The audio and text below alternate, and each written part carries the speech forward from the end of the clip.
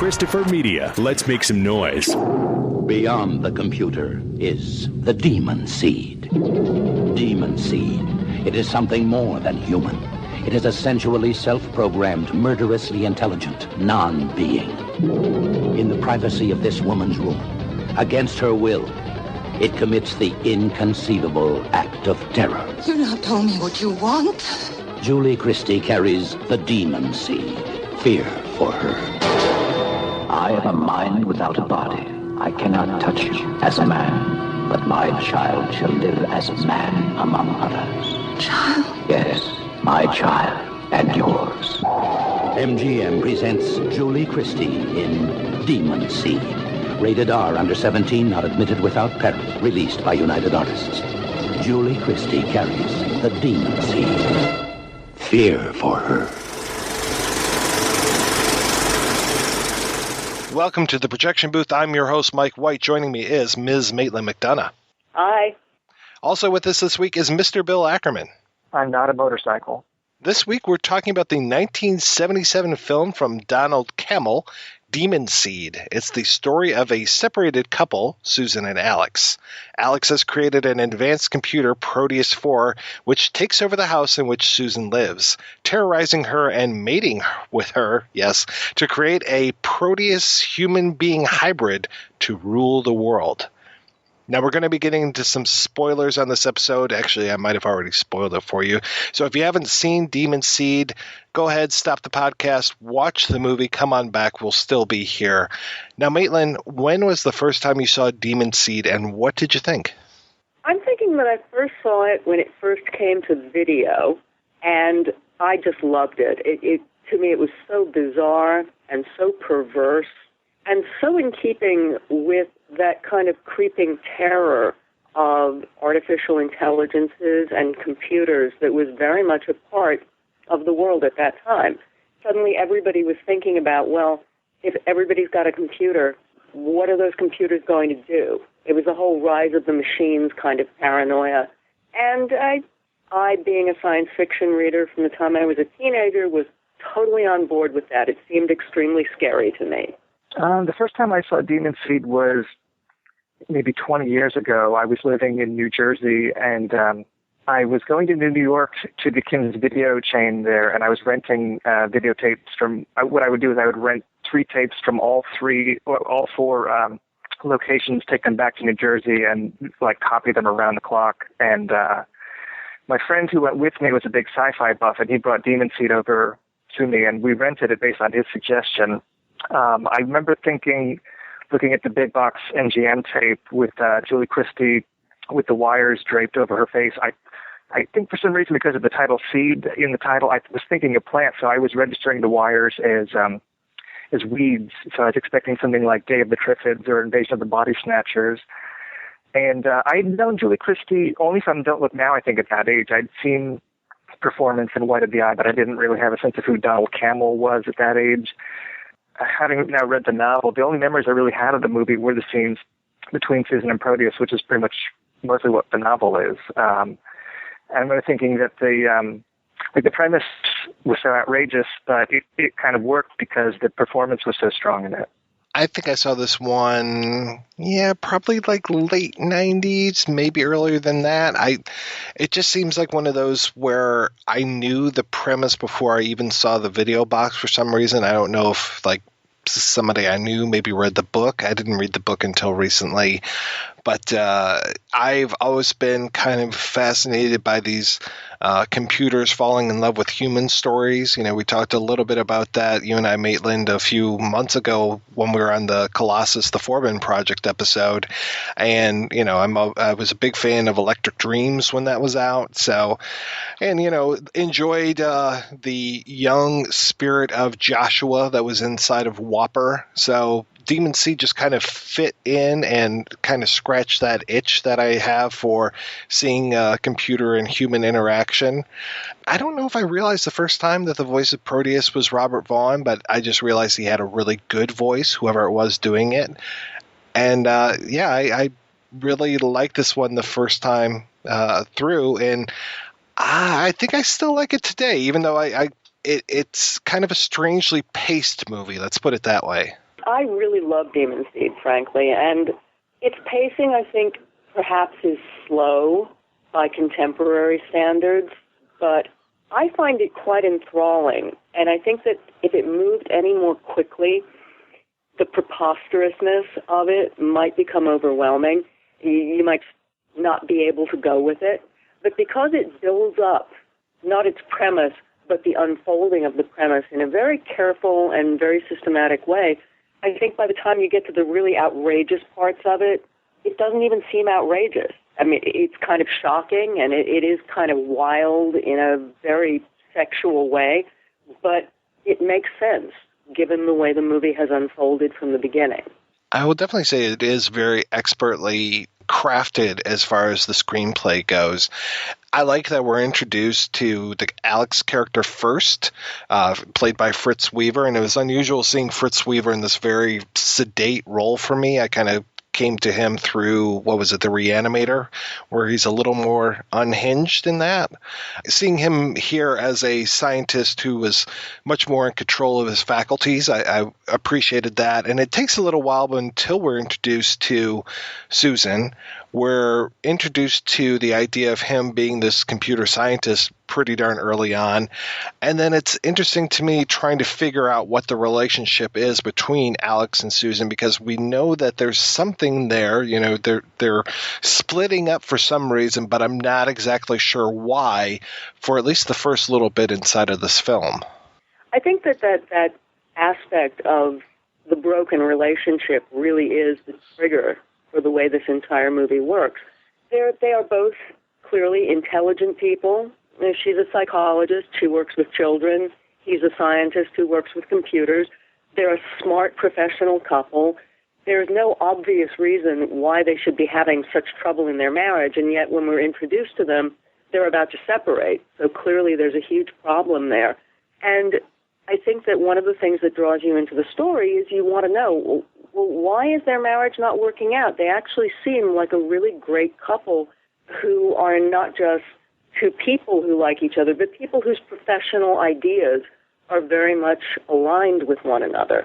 And yet there's something completely, utterly wrong with the way their lives are going. And I remember looking at it for the first time and thinking, what's their problem? They seem like a great couple. Why is everything so wrong with them? Well, I love that shot of the glasses falling, and we get that nice, I think it's a slow-mo shot of his glasses breaking and him picking it up and looking through the broken lenses and saying that, you know, we have different visions of the world. It's a little heavy-handed for a metaphor and everything, but I think it really works in this case, and it's a great kind of, you know, opening introduction to these two characters, because you're right, there is a question mark above them as to, you know, they seem rather civil with one another, but she just needs to go away. And when he tries to, you know, cajole her into sticking around and reconciling and everything, it doesn't seem like there's any kind of, you know, violence or real problem going on here. So it is this nice mystery that, you know, it sets us up very early in the film to have this idea of wanting to know more and seeing how this story is going to unfold. So I thought that was a very nice way to move us into Demon Seed. And very specifically, it is about relationships and how relationships go wrong. Because basically the bulk of this movie is about her relationship with Proteus, which just starts off wrong and gets wronger and wronger and wronger.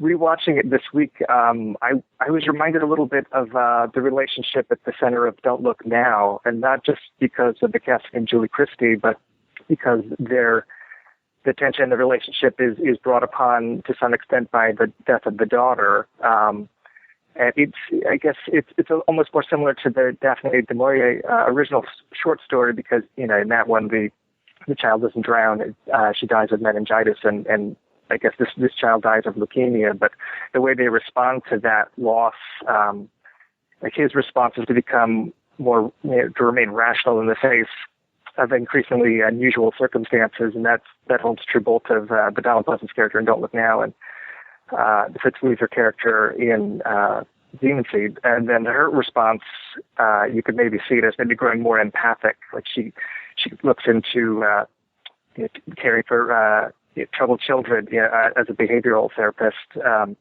I don't know. I think that was something I picked up when I'm rewatching it.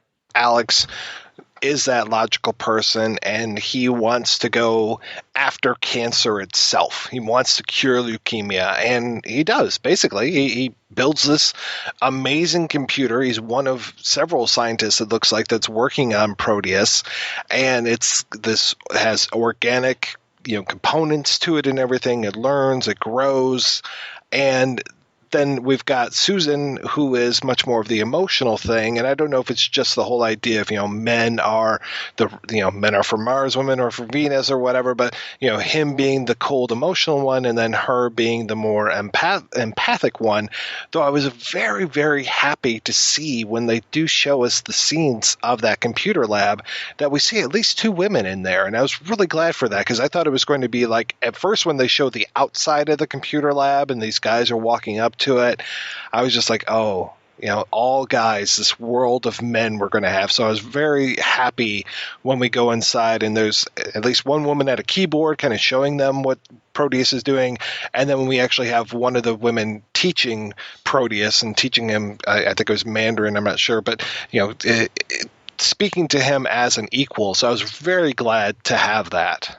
Yeah, it's a really nice aspect of this film that it doesn't subscribe to that notion of hard science, men, soft science, women. It's very clear that the Proteus team is filled with women who are working on the absolute hard science of the project and who are completely equal to the men with whom they are working.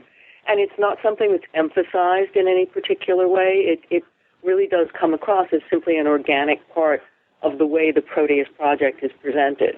What would that Joshua thing be for? I love Joshua, this kind of wheelchair with an arm. I can't think of any practical reason why Joshua would be around, unless maybe it was to help their daughter? For me, Joshua just shows how creepy technology can appear when it attempts to emulate the human body.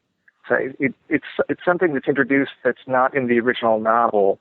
In terms of what it's practically meant to, serve as in the household, I think it was supposed to maybe aid the daughter, but it's unclear. To me, Joshua really embodies the conflict that a lot of people have about machines, which is that in their purest, most mechanically efficient form, machines are very alienating to a lot of people. They're just cables and mechanical pieces that look kind of frightening and, mechanical, because that's what they are. And so there's that very clear attempt to build a hand that looks like a human hand that makes Joshua look more human.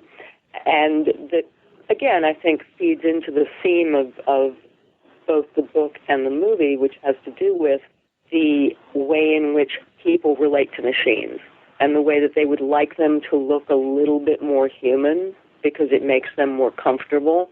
And yet the fundamental nature of machines is that they're not human.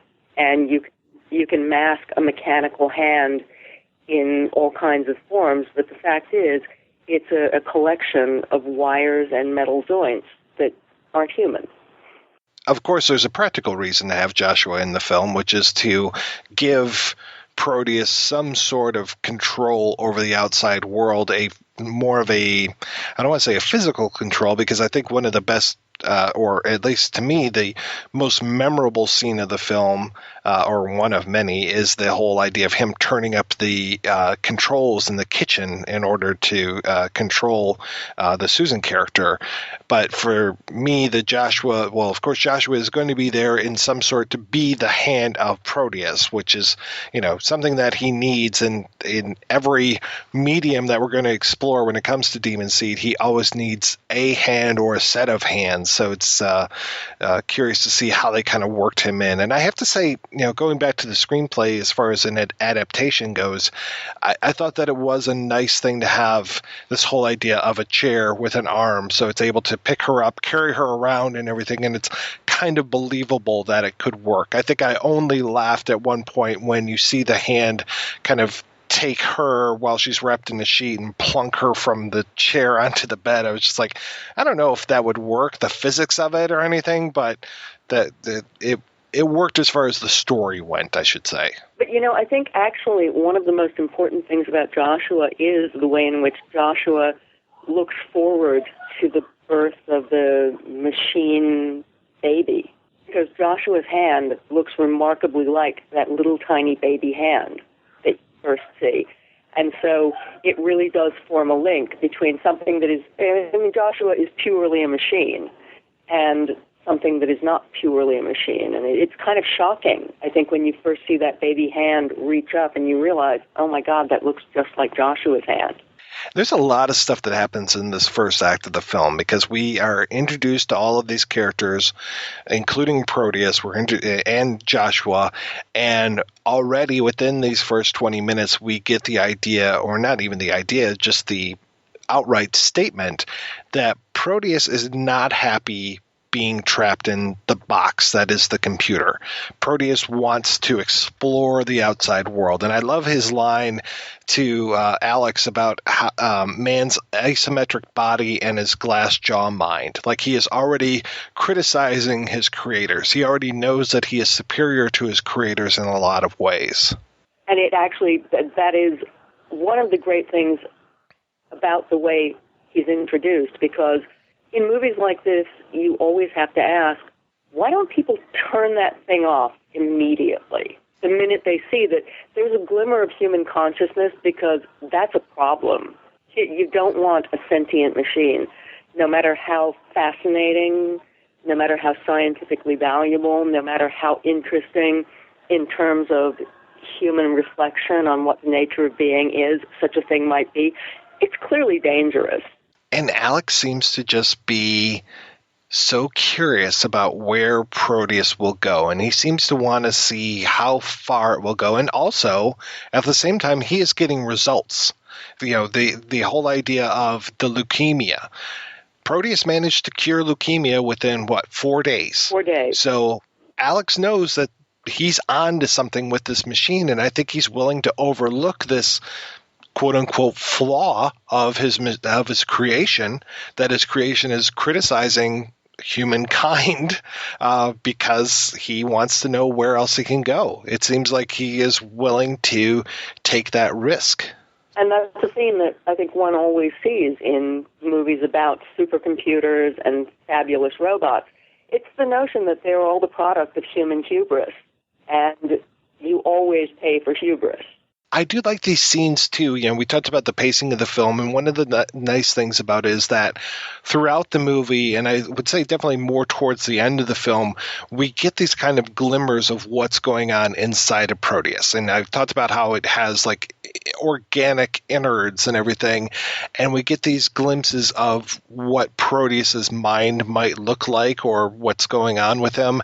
And we've got these great, like, I was reminded of, the Jupiter and Beyond the Infinite whenever we were kind of glancing inside of Proteus to see what was going on. And they're just kind of great, almost like computer animation, but rudimentary kind of stuff. But rudimentary, but not necessarily primitive. It looked very, very cool. And I was always fascinated to see where it would go next. One thing I found interesting about Demon Seed is the use of the repurposed avant-garde films from Jordan Belson to visualize Proteus. Belson was a painter turned filmmaker just like Cammell was. And I guess he was one of the influences on Douglas Trumbull's effects on 2001, which, of course, was a film that influenced Demon Seed. Cammell uses pieces from films like Samadhi and Allures to have these kind of colorful shapes and patterns, kind of almost like ominous psychedelic screensavers. Samadhi was actually used in an earlier science fiction film by Robert Parrish called Journey to the Other Side of the Sun. That film uses Belson's work kind of in the same way that Trumbull's effects are used in the Stargate scene in 2001, like these abstract, colorful images kind of used to convey traveling to another realm.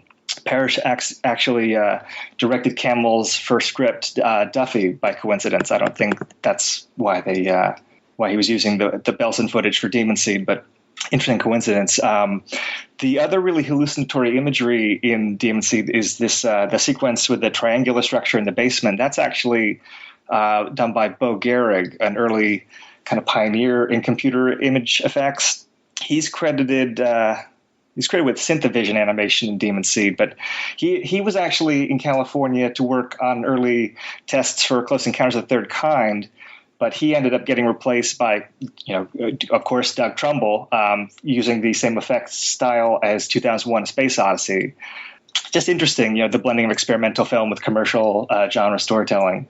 Sounds like a pretty small community there. It sounds like maybe 3 or 4 guys are doing all the effects for these things. The other thing that I was going to say about Proteus is that he seems to rebel when it comes to the whole idea of drilling in the ocean floor. And he talks about how he refuses to rape the earth. And I found that very interesting, that a computer would be more concerned about our environment than we are, than the people that were programming him. He's under orders to, start this whole drilling project. And that's the one thing where he just takes a stand on and is just like, nope, not going to do it. And it was just like, I know it's 1977. I know we're very eco-conscious and everything, but I thought it was a really nice commentary that this computer is actually smarter than we are when it comes to taking care of the world.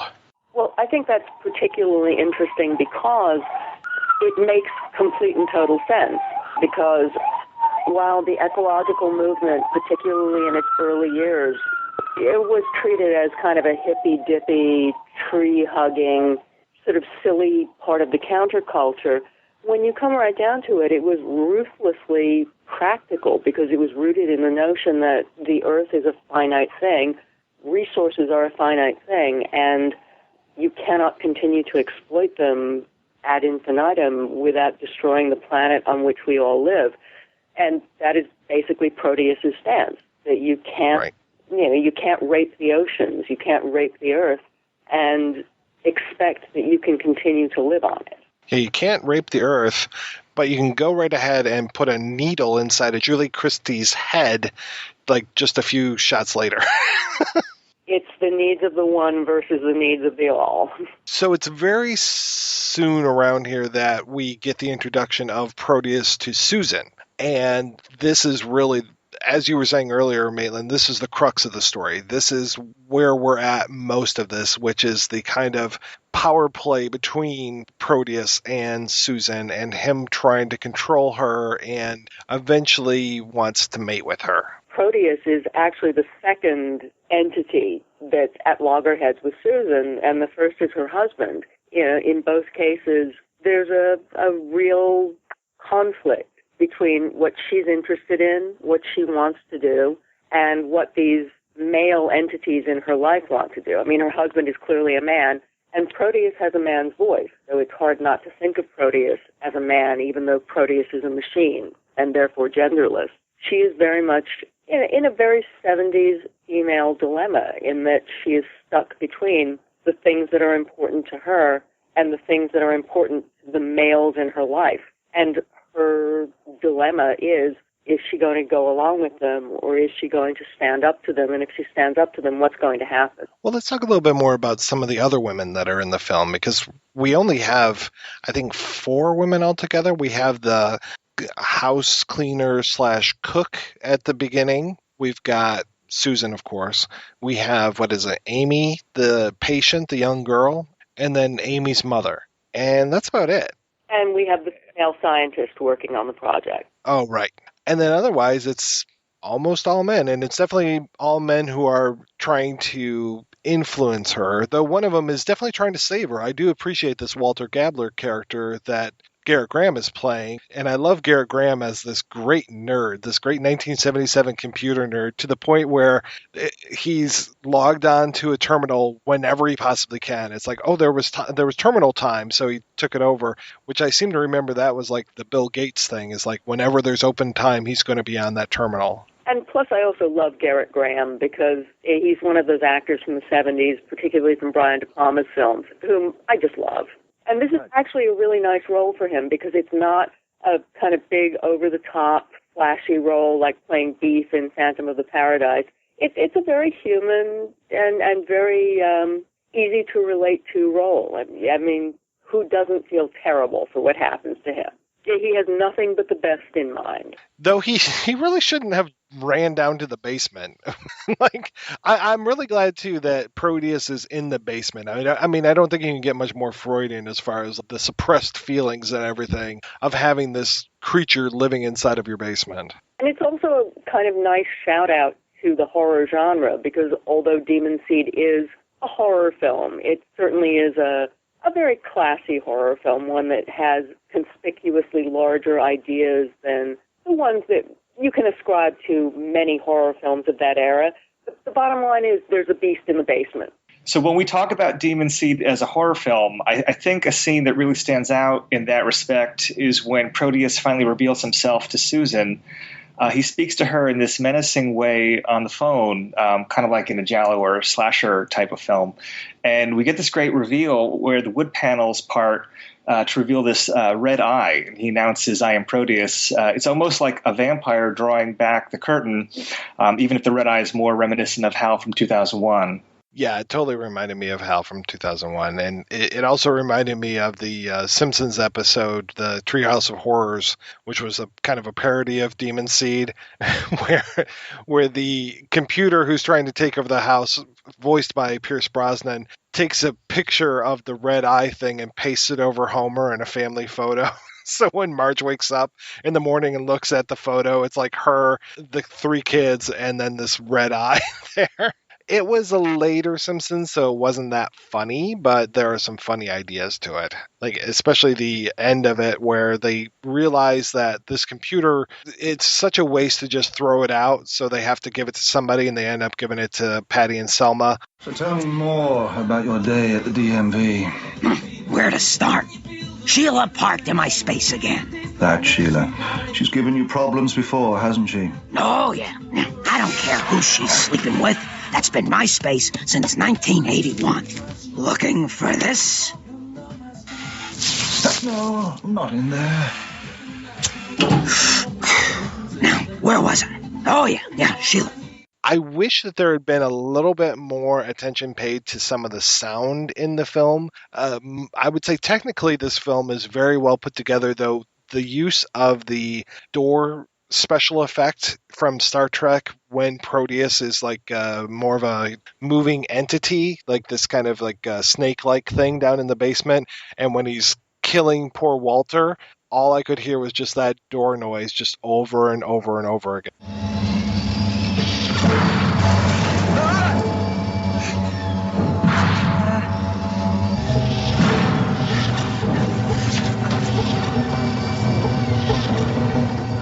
And yet for me, that actually worked really well, partly because I loved the visual conception of the physical part of Proteus as and I don't even know what number dehedron it was, a multi-dehedron that just unfolds itself in this way that's both reptilian and yet incredibly mechanistic. Or no, not mechanistic, machine-like. Really, really worked for me. And the murder of Gerrit Graham was so completely impersonal because it's all sharp machine edges that it was actually remarkably moving to me. They used to have these toys when I was a kid, which were snakes, and you could kind of roll them up or flip them out, and they were made of these little kind of pieces, and they would snap together, once they were all the way extended, and that's what he kept reminding me of. So you saying reptilian really brought that to mind.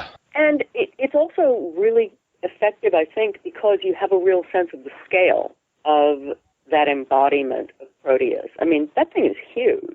And all of those sides are enormous. And when it begins to unfold, you realize what a huge thing it is, and yet how controlled it is in its movements. It is quite frightening in the way that extremely fluidly moving machines are really frightening, I think. Yeah, when they used to show those images on the news back in like the early 80s of how robots were taking over jobs at auto plants and those kind of things, I don't know if they showed those as much outside of Detroit as they did in Detroit, but we used to always have that kind of B-roll of those machines on the line, dipping and turning and screwing and doing all these kind of things, and it was just like, yeah, this is kind of creepy, this kind of mechanistic ballet.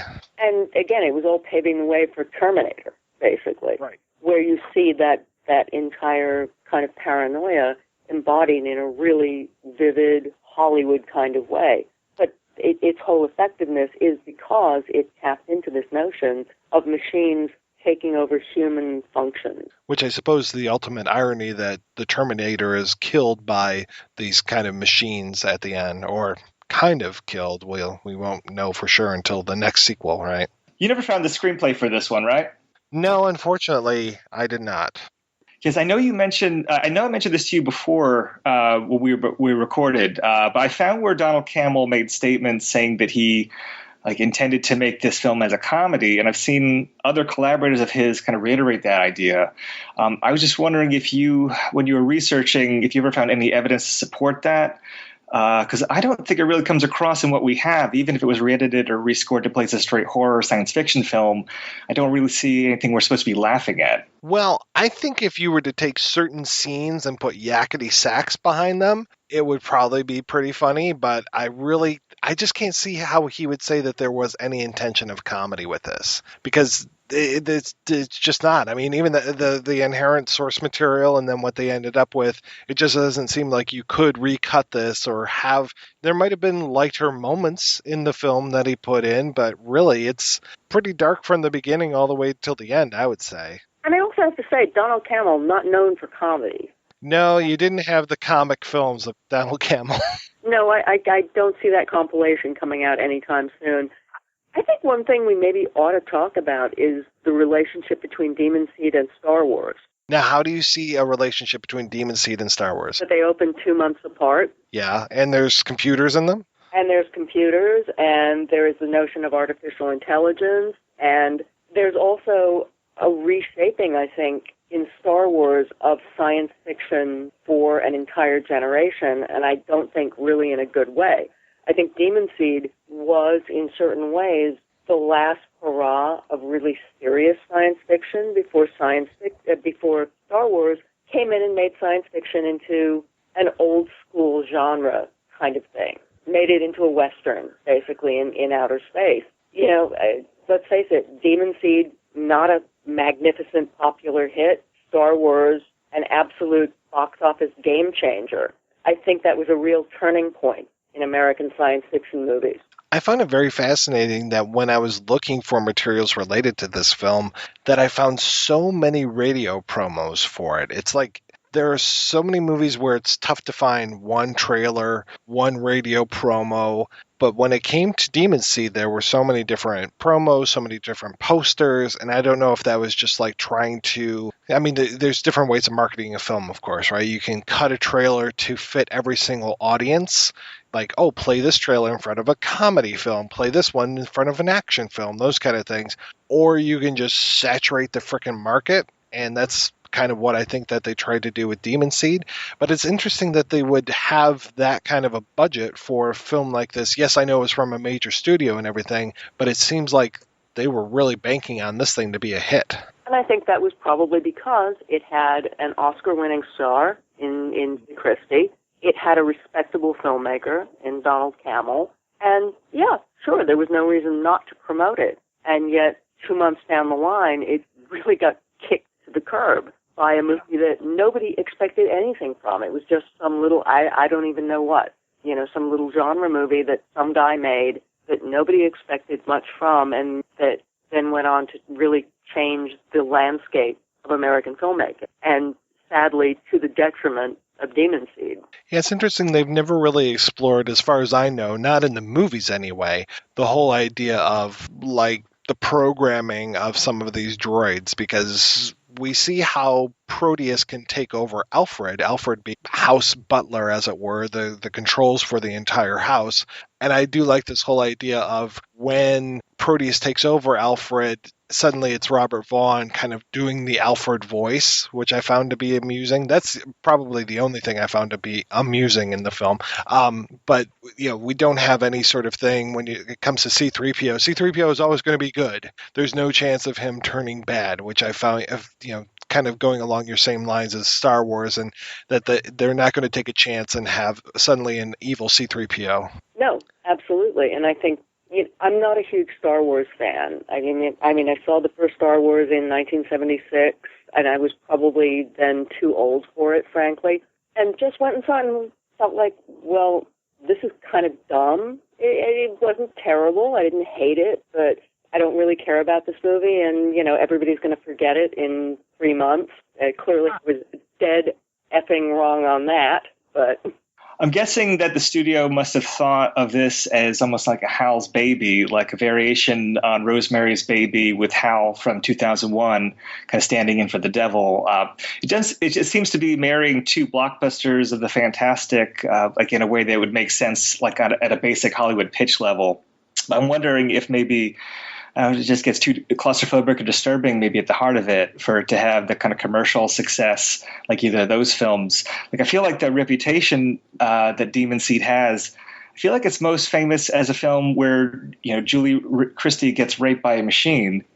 Like that is where the cult following largely comes from, more than like maybe people that just follow Donald-Cammell's career. I feel like that centerpiece scene when the attack happens, like that feels... Like that seems to be the scene that most lingers. Like I hadn't seen the film in 20 years prior to prepping for this podcast, but that's always what I remembered from Demon Seed was that centerpiece scene. It's totally the thing that you remember, but the thing that makes that interesting in the context of Demon Seed is it's not fun. It's not like it's a joke. It's not like, oh, this is a smutty kind of little gag about, oh my God, this girl gets raped by a machine. It's not fun at all. It's completely about how traumatic it is for Julie Christie's character. It's deeply serious in a way that science fiction was at that time. Science fiction really was the smart people's genre, where you went to see movies that were driven by ideas, and sometimes kind of controversial ideas. And I think, and again, I don't want to be nasty about Star Wars because, Star Wars movies are a lot of fun, but I think Star Wars took a certain element of seriousness out of science fiction at that time and brought science fiction back to its earlier roots, where it was a thing that you sent kids to see at matinee movies. It was fun. It was goofy. It was kind of cool. And Demon Seed is none of those things. It's not fun, and it's not goofy, and it's only cool to the degree that it expresses interesting ideas in a genre context. Yeah, you're definitely not going to send the kids off to see Demon Seed on a Saturday afternoon. Yeah, I don't think so. No. Hey, kids, don't go see that raping monster computer movie, please. I mean, computers are fine, but I don't want my daughter mating with one. And there you go.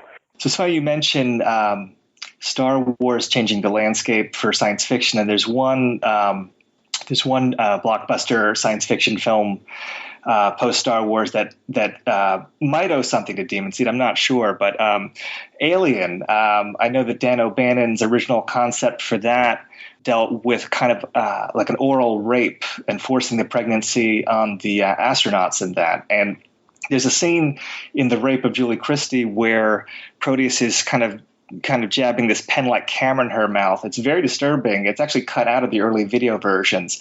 But that kind of oral rape imagery, that might be informing one of the later blockbusters that followed after Star Wars. I was reminded a little bit of Blade Runner when Proteus is saying, I can't touch you, but I can show you the things that I've seen. And then I expected him to say that I've seen attack ships on fire off the shoulder of Orion, but fortunately he didn't. And yet, it's actually quite a moving moment in Demon Seed. It is.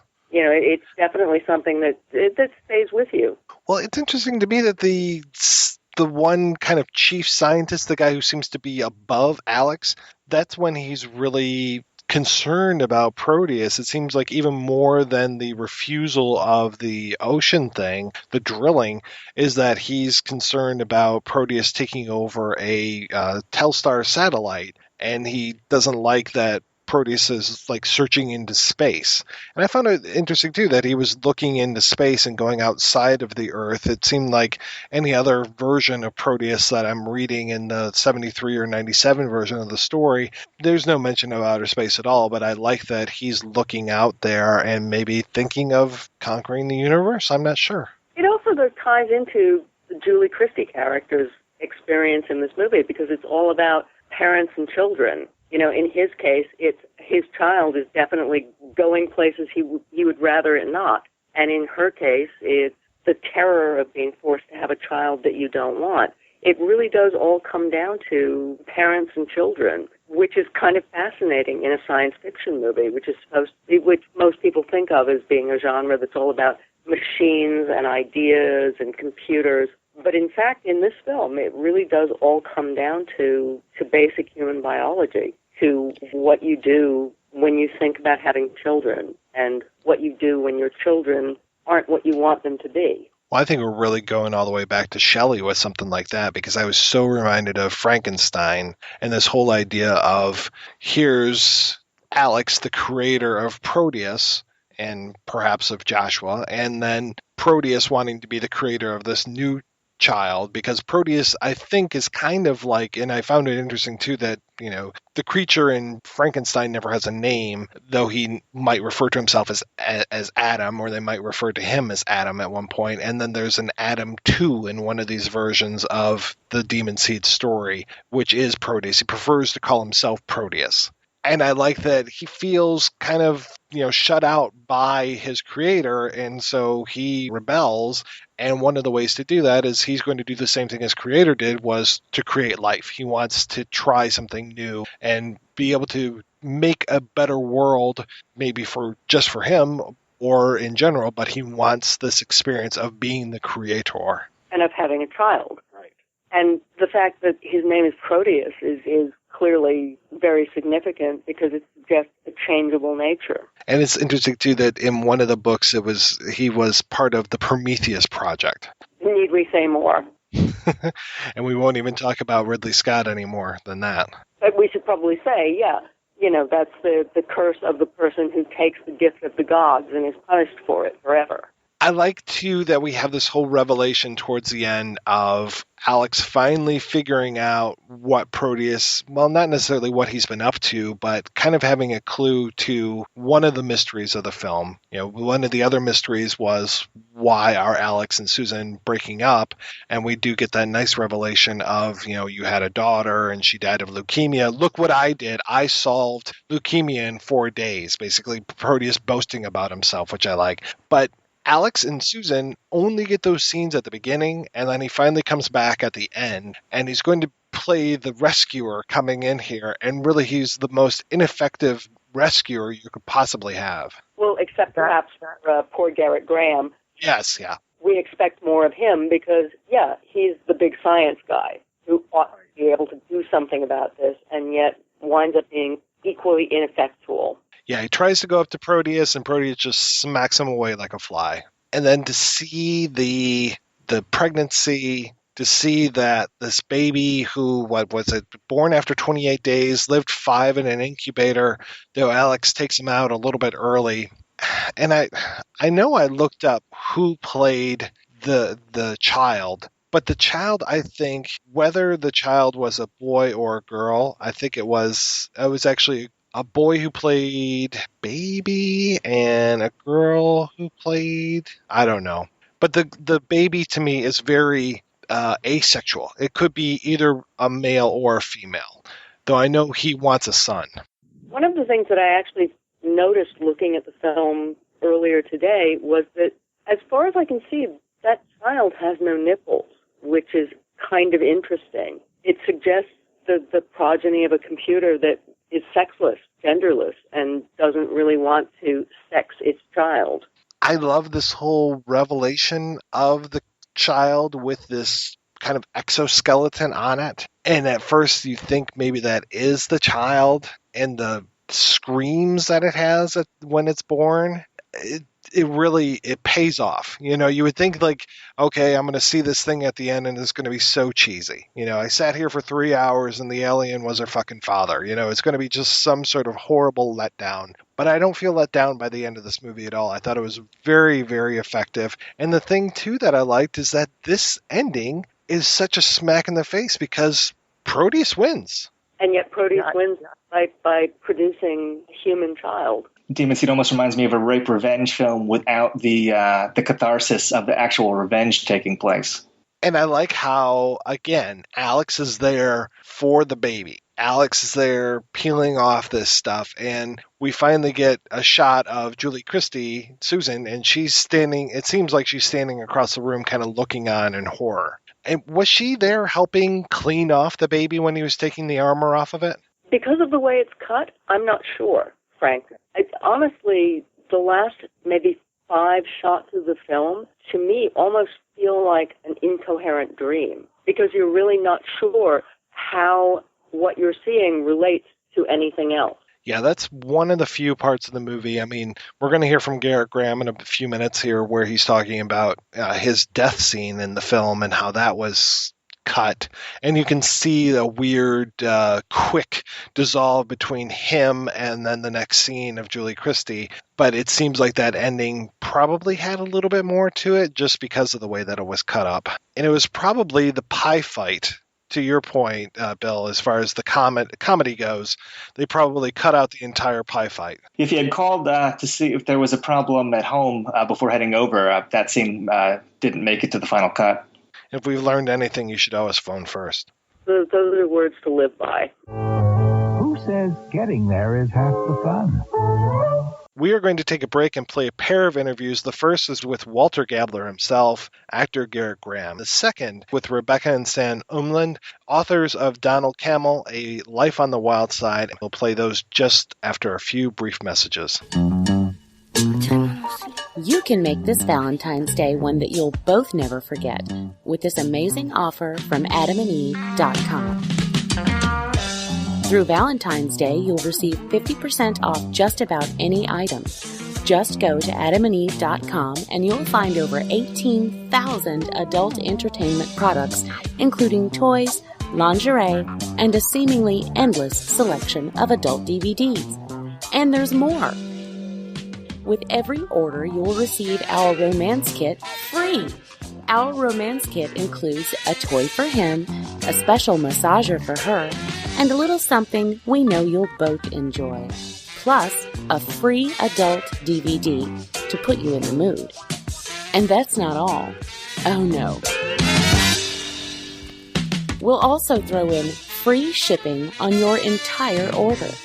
So check out adamandeve.com today for this special Valentine's offer. Get 50% off one item, a free romance kit, and free shipping when you enter offer code BOOTH, BOOTH. That's BOOTH at adamandeve.com.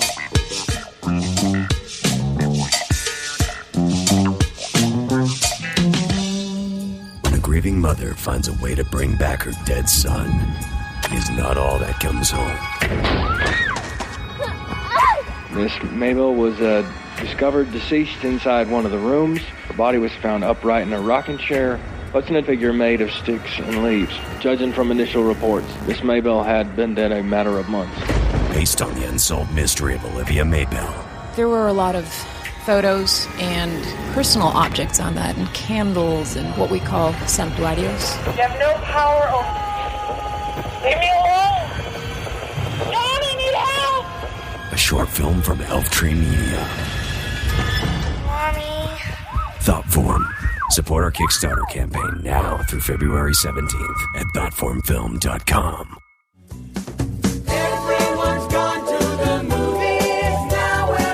Hey folks, have you caught up with See Hear podcast yet? Here are some of the pearls of wisdom that you can hear on a monthly basis. Here's Tim. How do you get people to take notice anymore, aside from shitting on the floor and rolling around in it and eating it and throwing it at people? How about Wendy? I was thinking about this as I was watching. I was thinking about that documentary about Lee Von Helm. Man, drummers are some crotchety-ass people. What does Sticky have to say? Anyway, there was some guy in there, and he was kind of peeking into the window, trying to see what this record that was hanging up in the window was. As I was getting closer and closer to him, I realised it was Robert Plant, and he said, I just wanted to check this record out in the window. And I said, sorry mate, you'll have to come back later when I open it.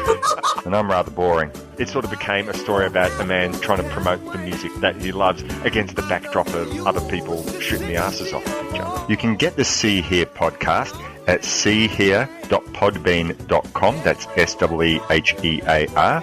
Or you can find it on iTunes. We discuss music-related films. This is Adam Spiegelman from the cult movie podcast Proudly Resents, and you're listening to my favorite movie podcast, The Projection Booth. I know, it's messed up, right? You were in some amazing ones like Bobby Joe and the Outlaw, Tunnel Vision, Cannonball. Oh, God. I mean, those just stand up still. Bobby Joe and the Outlaw, there's another one I haven't seen in a million years. But I do remember the name of my character, Magic Ray. Magic Ray was head of the hippie commune, as I recall. Lived in a big teepee. And the villain was Marjo, I believe, or he was the hero or something, I don't know. But I ended up getting slapped around by somebody and being saved by Wonder Woman, Linda Carter, or something like that. Again, that's a long time ago. And it's not something that I thought of at the time as an enduring cinematic triumph, if you know what I mean. I thought of myself still at that point as someone who was destined to star in A pictures, you know, and end up with an Academy Award. And what happened in my career just happened sort of by chance, but I ended up being in all these things that people now consider, you know, horror and science fiction triumphs. And only one of those that was actually an A picture was Demon Seed, which really was an A picture with big stars. Julie Christie, man, you couldn't get bigger than her at that point. But of course, it was a flop. And one of the most interesting things I've ever had anything to do with, but it was a flop. Yeah, how did you get involved with that one? Because that does seem a little out of step as far as going from like a Cannonball to a Demon Seed. Yeah. Well, the director, the late Donald-Cammell, is a sorry tale, a sad story, truly sad story. Anyway, I had gotten to know him socially, hanging out on the beach in Venice with a group of people, of which he was one. And I was a big fan already by then of Performance, with which had starred Jagger and James Fox, Edward Fox's brother. So naturally, I was interested in what Donald was doing next, or band, or whatever. And he mentioned this film, Demon Seed. And I said, well, naturally, I said, well, is there a part for me? No, he said. I said, well, can I read the script? No, I'm sure, I suppose. There was this computer nerd character in there. And I said, well, why can't I do this? No? And at that point, I was, you know, tan. My hair was bleached by the sun, blonde. There's long, curly blonde hair, very tan and buff. And I can see why he said, no, you're completely wrong. I can understand it. But a little while later, I used, I don't know, some kind of gel or Vaseline even or something to do my hair the way it is when you first see me. And I'd gotten a pair of glasses, Science Geek glasses, frames. I can't remember where I found them. And those clothes, a version of those clothes, and a pocket protector and some pens. And I went down to see him at MGM and walked into his office, and he was astonished at the transformation. Like, I guess he didn't really know that much about actors, you know. Turned myself from Beach Boy into what I consider the first depiction on film of a computer nerd, and the first depiction of what we now consider and generally think of as a computer nerd. And he gave me, based on that transformation, when I was able to pull a physical transformation, he gave me the job. And I was thrilled because Julie Christie was a big favorite of mine and was and still is in a lot of ways my idea of the most beautiful woman in the world. So I was thrilled. Plus, it was a good-sized part, you know, and an interesting story. That Donald talked the studio muckety-mucks into letting him cast me. I don't even recall auditioning, and just got the part because of Donald, a very, very rare occasion in my career. Generally speaking, I've always had to audition for everything, except for the De Palma thing.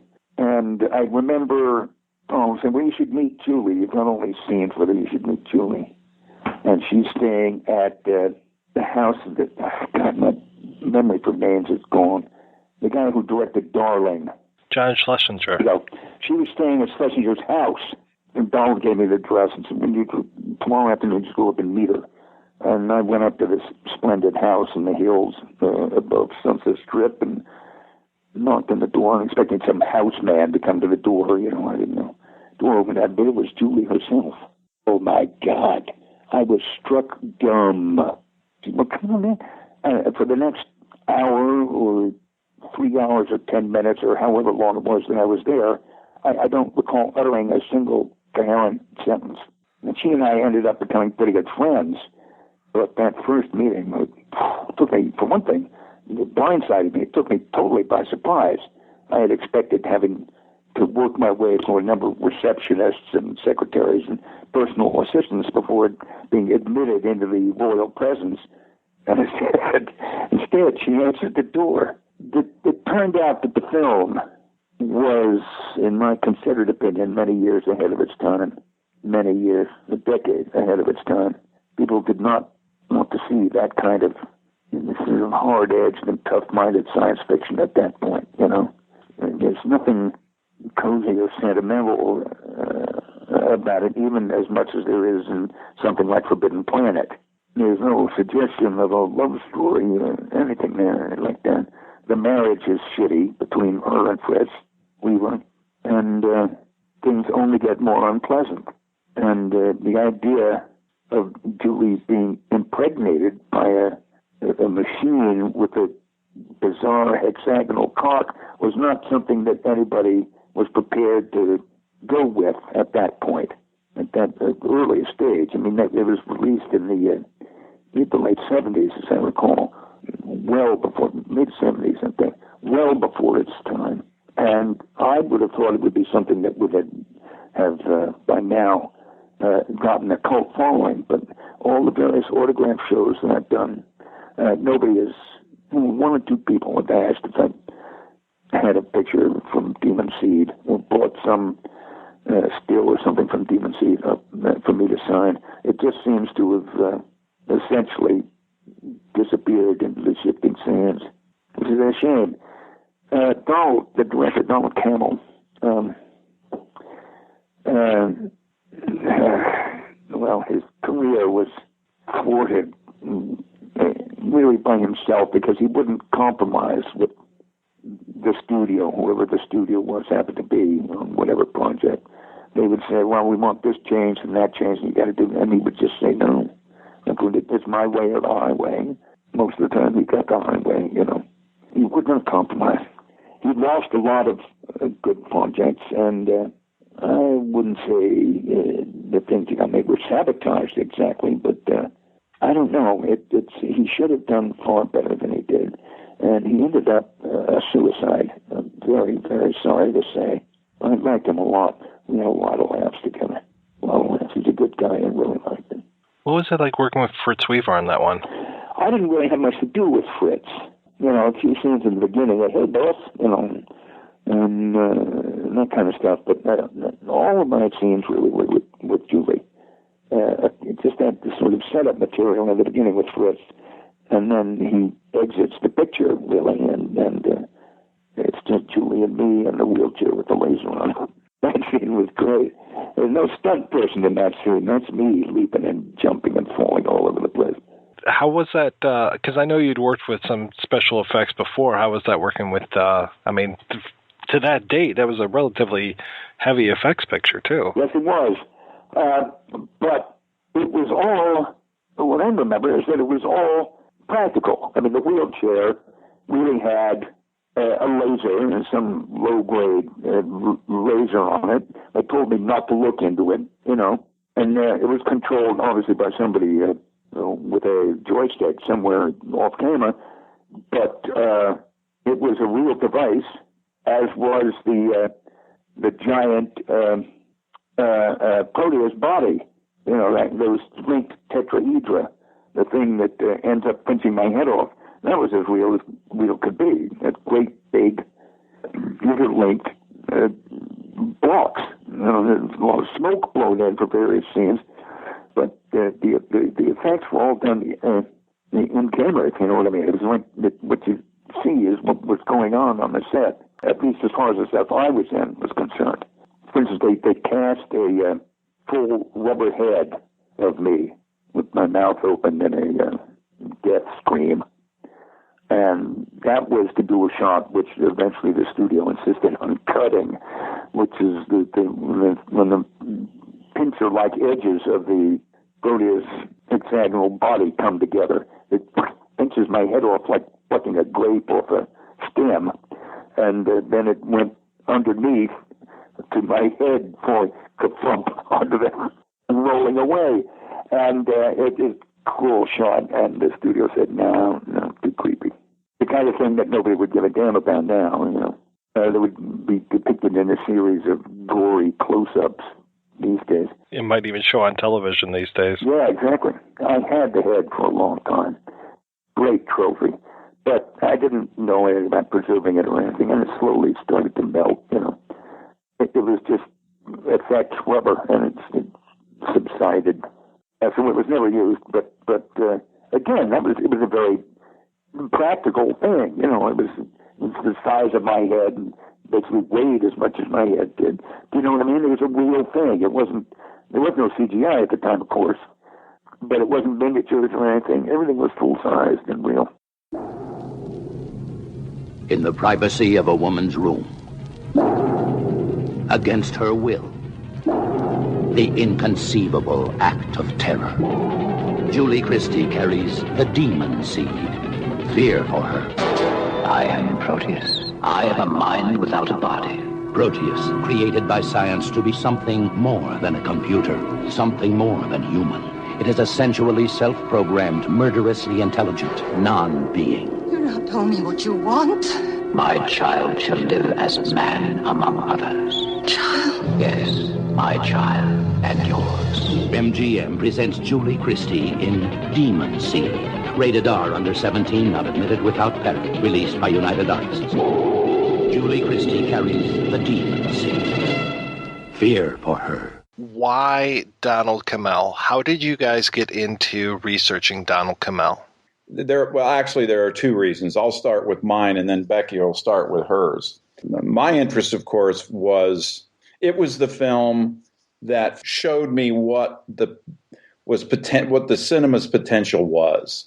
I'd never seen a film like it, and I was just really impressed when I saw it. So the short answer is because of performance. The other reason for me was because his career was so elusive and enigmatic afterwards. So that made him this kind of very mysterious, romantic figure for me, and I wanted to find out more. Well, for me, the word is romantic. That is, I became interested in Donald-Cammell as a figure of the artist and as a figure of a romantic that is really a modern artist who had to deal with, I suppose, some internal demons, who had this great potential as an artist and who struggled, I think, to bring sometimes his best self, his best professional self forward. I also was interested in him because of his father, Charles Richard Cammell, who was a figure that I happen to know about from some of the literature that I teach. That is the Romantic and Victorians. He was a man of letters who wrote on some of the figures that I myself was interested in. And so I was really interested in that connection between the Edwardians, the late Victorians and Edwardians, and the more modern artistic movements that really, I think, came out of the Romantic Victorian period. So that's how that was what I guess captured my interest, those two things. And so we blended them. I mean, she came at it from someone interested in Charles Richard Cammell, who is a fascinating figure, and in his own right. And so Becky came at it from that way, and I came at it as the film person who wanted to write about Donald-Cammell. Jumping ahead a little bit, we were very fortunate to have the cooperation of David Cammell, his brother. So what we did was to decide we wanted to pursue the project, our biography project. The first step in that was to contact Frank Mazzola, who was a close artistic associate, his editor on his films. They knew one another for many years. That turned out to be a great connection, and he was really open and welcome to our questions. Frank then put us in touch with David Cammell, who was real key to the whole thing, of course. It's got to be interesting to live in a family of scholars. Both, the two of you both have your doctorates. You're both working professors. Now, I know that you've worked on some projects together, both having essays in Man, Android, and Machine, the Philip K. Dick book. But was this your first book project that you two had worked on together? No, we wrote a book on the use of Arthurian legend in Hollywood film, and that was published in 1996. So this was our second book-length project that we worked on together. What is that working relationship like when you two are both working on the same project? Are you just divvying up, dividing and conquering, or how does that go? Pretty much. He'll write, I'll write, we'll show it to each other, talk about it, make suggestions for change, debate matters, and there are chapters that I think are more Sam, and there are chapters that might be more me. But in fact, I don't think you can say this chapter or that chapter. It pretty much is a collaborative effort when we write the finished product, I think. We made the joke after our first book together was finished, which was the one Becky mentioned, the use of Arthurian legend in Hollywood film. We made the joke to people after it was done. They would ask us, how did it go? And we would say, well, we're not divorced yet. But that was really a joke. I mean, it actually works very well. We work pretty well together. There's been some contentious discussions, I wouldn't say arguments by any means, where you're trying to work through a point or an issue or a topic, and you just literally have to work through it. You have to talk about it a long time. So by contentious, I just mean we go back and forth until we get it right. And I think that if I can generalize, I would say Sam is really good at providing a theoretical framework. He's just really encyclopedic, I think, in his knowledge of film. And I suppose if I have a different kind of talent, might be what you'd call close reading or critical reading. At least that's what he tells me. Now, Becky, you mentioned Cammell's father. And I was curious, as far as Donald's background, it was his family was shipbuilders. Is that right? Yeah, Cammell Laird Steel. Yes, a steel company, shipbuilders. Well, they were Cammell Laird, which are famous Scottish shipbuilders. Donald's father, Charles Richard Cammell, actually was given his share of the family fortune after his father died. Charles Richard never really had anything to do with that business part of the name or the family, and he was wealthy and made some bad choices with his money.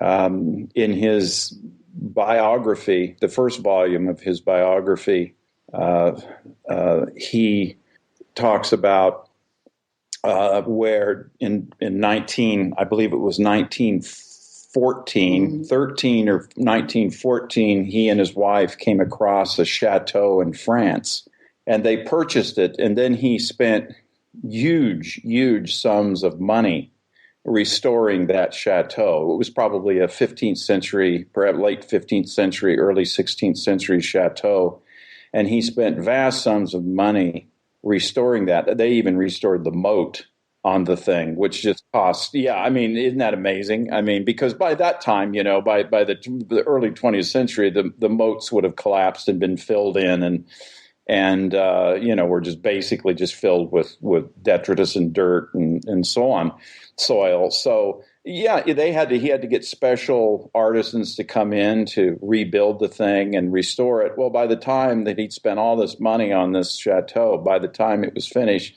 World War I was raging, and his home was taken over by the French government as a barracks for soldiers, and they never really lived in it, ironically. After that disaster, then, of course, was the Great Depression, 10 years, 12 years after that. And that's when he really lost his fortune. So Donald Cammell really never had any money, was raised after his father had lost all of his money. So Donald Cammell, while he had the name, didn't have the fortune to go with it. How does young Donald get into filmmaking? How does he kind of come to that? And was that his first choice when it came to his career? Well, he was trained as a classical painter, and he studied under the Italian painter Anagaggi, and I think that he was a friend of Charles Richard Cammell's. So he had professional training as a painter. He just said that painting he was finished. That he thought that as an art was that time was past, and so he began his interest in another visual medium, of course, which would have been film. His approach to the cinema, getting into the cinema, actually started with him as a writer. People we interviewed said that many of them felt that his heart was never really in painting. I mean, really what he was a portrait painter.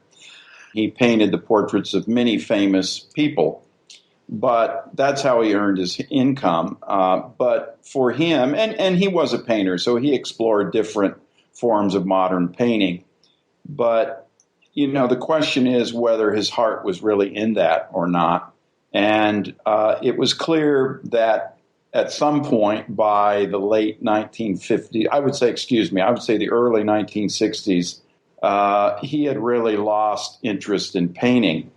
By that time, he had begun writing. And so his success in the cinema, he turned to the cinema as a writer. Now, at that time, when Donald began writing, and his first script was a script that was optioned was called Avec, which turned into Duffy, the film Duffy, some years later. But you have to remember that David was by then a producer. And it was actually David who knew Nick Rogue back in the early 60s.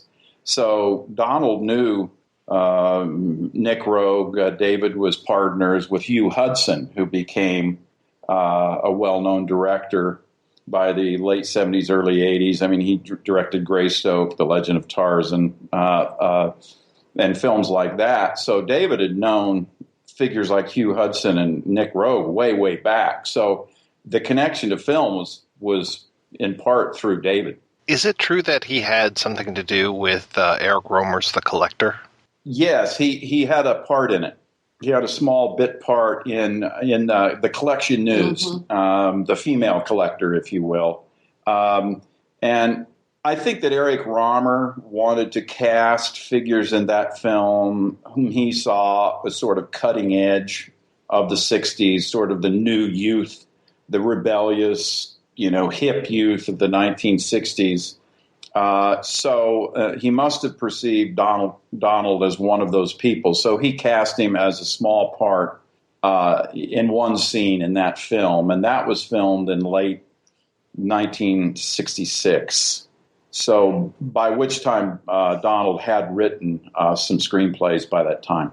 How was Donald being viewed as this kind of cutting-edge youth? What was his reputation based solely on his screenplays, or was he doing other things that kind of caused him to have that reputation? It was Deborah Dixon. She was a very famous model that Donald lived with and had a relationship with for a number of years, and some of those years were spent in Paris. And I think Patrick Bouchot, for one, who was in the Eric Rohmer film, talked about how popular Donald and Deborah were as a couple living in Paris. They were seen as kind of chic, hip kind of party group. And so I think that part of his notoriety at that time, he knew some other actors and some other entertainers and other writers as well, and so he and Deborah had a reputation as being chic, hip, and cutting edge. Now, I know the film that really put him on the map was Performance, as you mentioned earlier. How much of that was him? How much of that was Rogue? What was their relationship like working on that film together? That's a good question, and there's been a lot of discussion and debate about that. What we say in our book is that that's sort of a chicken or egg kind of question. Who did what and who's responsible? And for David Cammell, that question is impossible to answer because he feels that Performance was a result of I believe he used the term, the alchemy of their personalities together.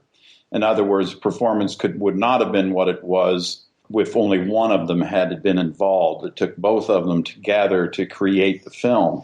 But the script originated with Donald and in 1967, and he had help with the script. He was still with Deborah at that time. She contributed, and also Anita Pallenberg. Donald gives credit as giving him some ideas and concepts with Performance. But the script is his, really his. But when Nick Rogue came on, again, I think it was the mixture of them both that made the film what it is. So that movie really puts him on the map, 1970. And other than his appearance in Lucifer Rising, I don't know of him doing anything until Demon Seed. Why didn't he immediately follow that up with another film? He had started a project while Performance was being edited, actually. He had started making notes on it. And that was for a film to be called Ishtar, Ishtar, Ishtar. Now, that's not to be confused with the Warren Beatty, Dustin Hoffman film, directed by Elaine May, that was also called Ishtar. This is an entirely different film. That film he spent a couple years on, and essentially the long and short of what happened to Ishtar, it just became very expensive, and logistically it would have cost a fortune to make it. Backers and others interested in financing eventually withdrew from the project. But he continued to write between Performance and Demon Seed. He continued to write, and he wrote several projects. And I think Becky actually has a list of some of them, of what he wrote. I know he did one after Ishtar. What was it on? After Performance, he had moved to Hollywood. He did move to Los Angeles and was working on projects. But he did begin developing one from a play by Michael McClure, a project based on a play by Michael McClure called The Beard, which was, again, never made. He did a short. They did film a short that was called The Argument. You've probably seen that. That's been available. There was the UK DVD of Wild Side, which had The Argument on it. And then the recent Arrow video, Blu-ray of Wide of the Eye had, I arranged to get The Argument on that as well. So he continued to work. I mean, he continued to make things. That was a short. It was really, The Argument was developed to test an optical effects process that would be used if Ishtar were made. So after the short, he began working on a project called Simona, which was actually a European film based on a short novel by George Bataille. And who directed that? I think his name was Patrick Longchamps, Longchamps. Patrick Longchamp, who had directed Simona in 1973.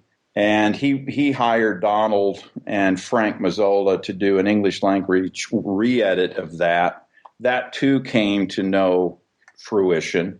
Actually, that's when he met Gerrit Graham, who would appear in Demon Seed. He hired Gerrit Graham as one of the voice actors for Simona.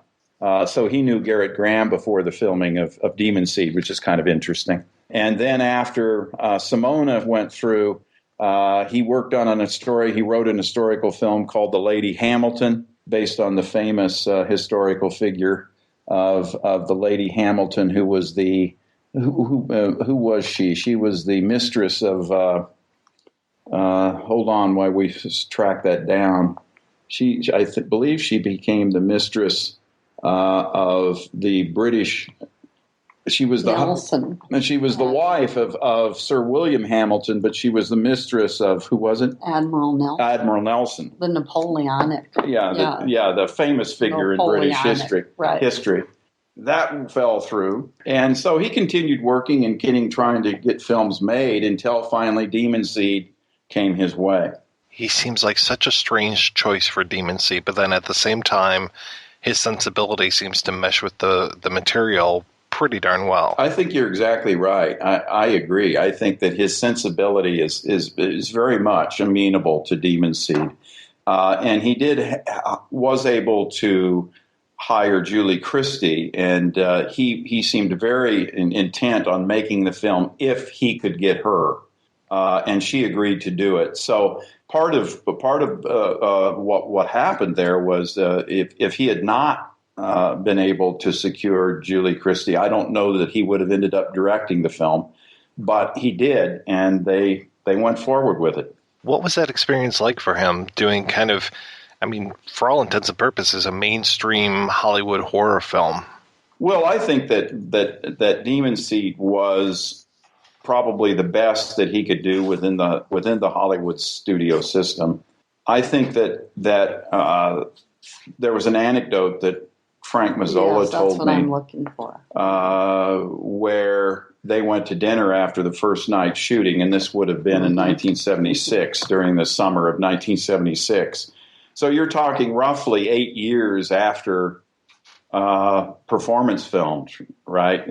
So it had been 8 years between when Performance filmed, not when it was released, but when Performance filmed and when Demon Seed started filming was 8 years. And I remember that an anecdote that Frank told us about the two of them going out to dinner, and Donald indicating that he didn't know whether he was going to be able to eat because he thought he was going to throw up. In other words, that it was just a very stressful experience working within the confines of it was at MGM. Probably, the experience wasn't a great one for him. From what we've gathered and included in our book, I don't know that the experience was a great one. But Mike, we watched it recently, and that film is I think we can talk about some of the changes they made, because I think those are important if you want to talk particularly about Demon Seed. But, that film holds up pretty well, almost 40 years later. I think it's a good film. I don't know that the experience was great, but he managed to pull off and make a pretty good film.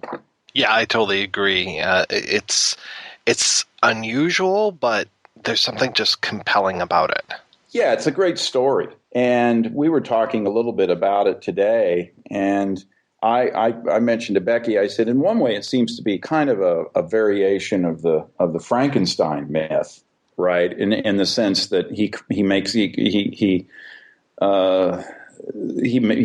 creates this supercomputer, this grand creation, which seems to be a monster, and the monster then wants to have a mate, as it were, right? And produce a child. So you have, in an interesting way, a kind of riff on the Frankenstein story, or at least the monster's story in Frankenstein. But it also has some other resonance that we were talking about, including what we would call the Holy Family. Is that how we? Well, I think one of the strengths of the film, it does it certainly does invoke the Frankenstein, what's now the Frankenstein mythology, particularly with Dr. Harris, who is Alex, who's the irresponsible, the idea that science runs ahead of ethics. That somehow you create something, you're capable of creating something without thinking about the implications of it. And so I think that's a really central part of that film. But there also then are, and I think this is true with some of the better films that are made, there are these archetypal resonances that go just beyond the particular mythology of the science fiction film. For example, with Frankenstein, and one of those archetypes that is invoked is that of the Holy Family. And the idea of giving birth to a potential savior. I think that resonates very strongly at the end of the film, and it's one of the things that probably enlists our sympathies for the characters at the end. Mm-hmm. Yeah, I think without pushing that too strongly, Donald would never have been comfortable with one-to-one analogies. He didn't work that way. No, it's archetypal. Yeah, it's sort of archetypal. But, if you want to work with the Holy Family, archetype, you've got sort of the Joseph figure and the Mary figure, and you've got their mystical creation. The parthenogenesis. Yeah, the parthenogenesis, right, of the child.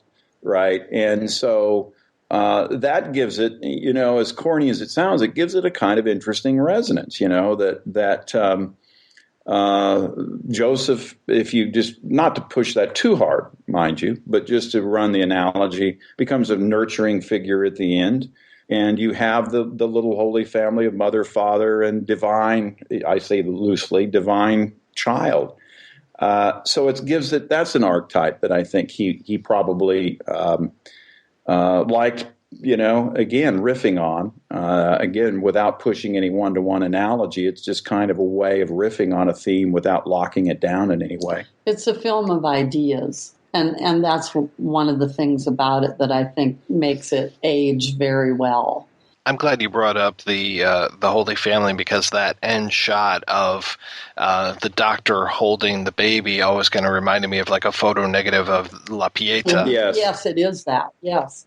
And as an artist, of course, he would have had those kinds of images, firmly implanted in his psyche as someone who studied painting for so many years. But, a lot of the film he designed, I know that there was a designer at MGM, Edward Carfagno, I believe that's how that's pronounced. If not, you can correct me, who was credited as production designer. But the design of the whirligig, or that strange thing that Proteus builds, right? That's a pyramid and that this geometric shape that turns into a weapon if necessary. That was designed by Donald. The look of the Proteus, or the young girl in whom Proteus has allowed himself to be reborn, that strange sort of exoskeleton that we first see when she comes out of the incubator.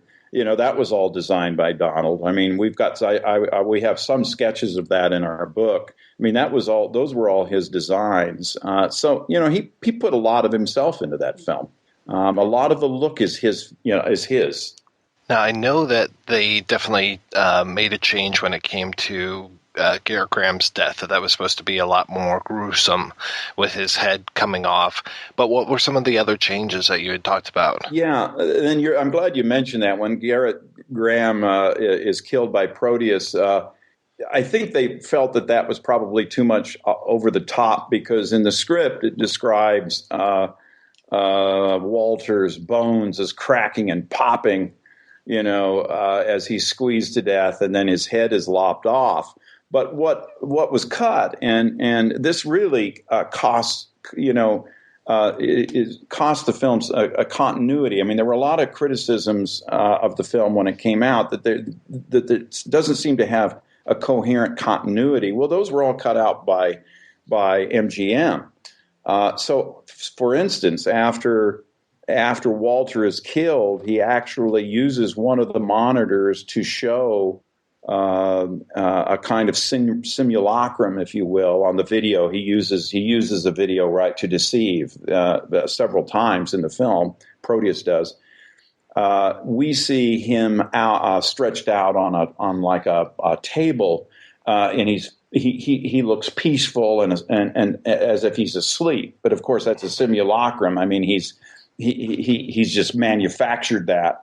And what we don't know is how he disposes of Walter. We don't know what happens to his pickup, and we don't know what happens at work. In other words, he shows up at her house. He's going to see what's going on, and then nobody asks about him at Icon Institute anymore. So that was all in the script. That was all filmed. So what he does, for instance, is he disposes of Walter's body with an incinerator that's in the basement there, and he uses that Joshua, the figure with the arm, right, which in the script is called Blue Arm. He uses Blue Arm to drag Walter's body to the incinerator, and he's then cremated. He uses his voice to imitate Julie-Christie's voice to call the tow company to come and tow off the pickup that's in front of her house. He then simulates Walter calling Icon Institute and telling them that he wants to take the stress of work has been too much, and he wants to take a vacation. Right. So, in fact, all those elements surrounding Walter, which some accused of, continuity, what happens to the pickup, what happens to Walter, well, those were addressed. They were filmed, and then they were inexplicably removed. So it does give some continuity errors, or lend the film some continuity errors that it wouldn't have had that material remained. And there are some differences between the script and Dean Koontz's novel as well. And some of those are rather striking differences because in his novel, Susan is the main figure, and she has been sexually abused by her grandfather from the age of 7. She's born into this wealthy family and becomes orphaned, and so she's in the house. She's living in this house, and with the demise of the grandfather and the father, she becomes very agoraphobic, and so she herself has all of this equipment installed in her house so that she won't have to go outside. And it's at that point then that the Proteus figure, the Proteus computer, starts to become more and more intrusive in her life. But you can see how that's a big difference. Her marriage to Alex that ends in divorce is not really a major part of how the arrival of the Proteus computer is explained in her life. Yeah, that relationship between her and Fritz-Weaver, he's another character where I'm like, boy, he disappears for a long time while this movie's playing. While at the Icon Institute or working with Proteus. That's true, because then it becomes her movie, right? Sort of loosely the damsel in distress, locked in the haunted house, unable to leave the haunted house, if you will. I use that loosely, where he sort of, and again, I use the term loosely, terrorizes her, but basically bends her to his will. So you're right. There's the Fritz-Weaver figure at the beginning, and we kind of forget about him for a while as it moves indoors inside their home with her and Proteus. We do have Walter show up, right, to help her. And then you're right, after they threaten to shut down Proteus and the Icon Institute, then Fritz-Weaver returns. So there is that middle section, which is really exclusively most devoted. Of the film. Yeah, which is good chunk of the film, which is devoted just to Susan in the house. Yes. Now, you talked about how before shooting or when shooting just started, Cammell was on the verge of throwing up because of just this long period of time. What was his experience overall with the film? Was he happy with it when everything was said and done? He was happy with it. He said in later interviews, some years later, that he felt the mistakes in the film, he said were mine. He doesn't especially identify those mistakes, but he felt that whatever faults the film had, he would take the blame. I think that all in all, he said in interviews he was very happy with the movie. Obviously, there was interference at the studio level. The film was taken away from him and Frank and re-edited without their knowledge. So we can't really say that the final film is his cut, but I think there's some wonderful scenes in that film which can only be attributed to Donald. For instance, the way they use the computer monitors, right, where they use those chakra images created by experimental filmmaker Jordan Belson. Right. So in other words, in the computer monitors and in the screens, right, there's always these swirling colors and shapes, developing and blooming and collapsing. And that was all, his idea, that he didn't want the film to date, by showing your typical printout, your digital type printing out on the computer screen. So he wanted it to be, more interesting and almost beautiful. So they used that footage by Jordan Belson, Belson, Jordan Belson, to use as screens, right, many times, a lot actually throughout the film. Now, another change that was made while we're on the computer screens, was that he had hired a French actor by the name of René Assa, A-S-S-A, René Assa, to play the face, if you will, to be the face of Proteus. And that material was also removed by MGM. Anyone interested in René Assa, simply get on the Internet Movie database or go to do a search engine, search his name. You can pull up his image.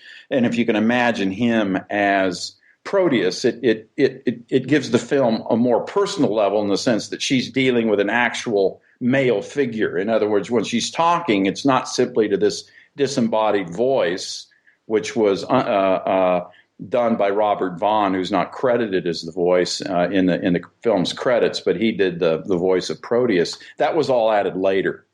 The voice of Proteus with Robert-Vaughn, he was hired later to come in and do the voice of Proteus. But so initially, she's talking to the monitor of Proteus, but there's an actual male face in the screen that she's talking to, which is kind of interesting. I have to ask about the next film that Cammell is credited with as the screenwriter for Tilt. Is that true? Is that really him that wrote that screenplay? Yes. He used to hang out at the Troubadour down on Santa Monica Boulevard in Los Angeles, and there he met Rudy Durand, who the director of Tilt. And Rudy Durand actually came out of the music business and wanted to make this film. He had written the script. It wasn't getting anywhere, so he hit it off with Donald and liked enough of what Donald did. Donald helped him get that film made. And so, yes, I know that seems an anomaly in there. But in fact, Donald did work on Tilt, amazingly enough. I don't know if you know, there are two versions of that film out. There's the one that's available on an out-of-print VHS that was issued many years ago, that version in a big box, an oversized box, VHS box of Tilt. Then there was a director's cut of Tilt, which is actually a better film, but it's shorter than the release cut, interestingly enough. It's a few minutes shorter. And it's structured. The opening sequences and a few others are structured a little bit differently. But yes, it's very. I could get on tilt, and I don't want to do that. But the differences in the versions. But yeah, he did have a hand in that screenplay, very definitely. So 2006 is when your book, Donald-Cammell, A Life on the Wild Side, comes out. How is it received? I mean, I talked before about him not necessarily being that well known in at least the U.S., at least in certain circles, I should say. So how was the book received? Well, we feel the book was received very well. There was a British film journal, one published in London, simply called, I think, Film Journal. The month it came out was named Book of the Month. Was received very well in American film journals such as Film Comment, which gave it a great review. It was reviewed in the London Times, the Guardian in Edinburgh. I think were very positive. It was a journalist named Peter Murphy in Ireland named it Book of the Year, which we were very proud of. I think the only mildly objectionable review in my memory was in Sight and Sound, and they had some hesitations about it, but again, I wouldn't say it was negative. So all in all, yeah, I think it was received extremely well. And I would just like to add, for me, I think for both of us, maybe more rewarding even than the positive reviews, although we were happy to have those. But also, since the book has come out, people write us. People who are interested readers write to us and ask us about the book or ask us something about Donald-Cammell. That happens well on a regular basis, and it's really nice to know that you are being read. And I think that takes a little time. In other words, maybe the book's inception. Maybe from the time of its inception, it takes a few years for that to happen, but it has been happening. And I personally think that we've met some very nice people that way, and some very interested and interesting people too. Yeah, that's true. I mean, I would call David Cammell a really good friend of ours. We became very good friends. And that was very just very worthwhile to have met him, and we've met him many times. We actually brought him over to our home, and he lectured on our campus. So he's just a wonderful man. Frank Mazzola passed away in January of this year, sadly.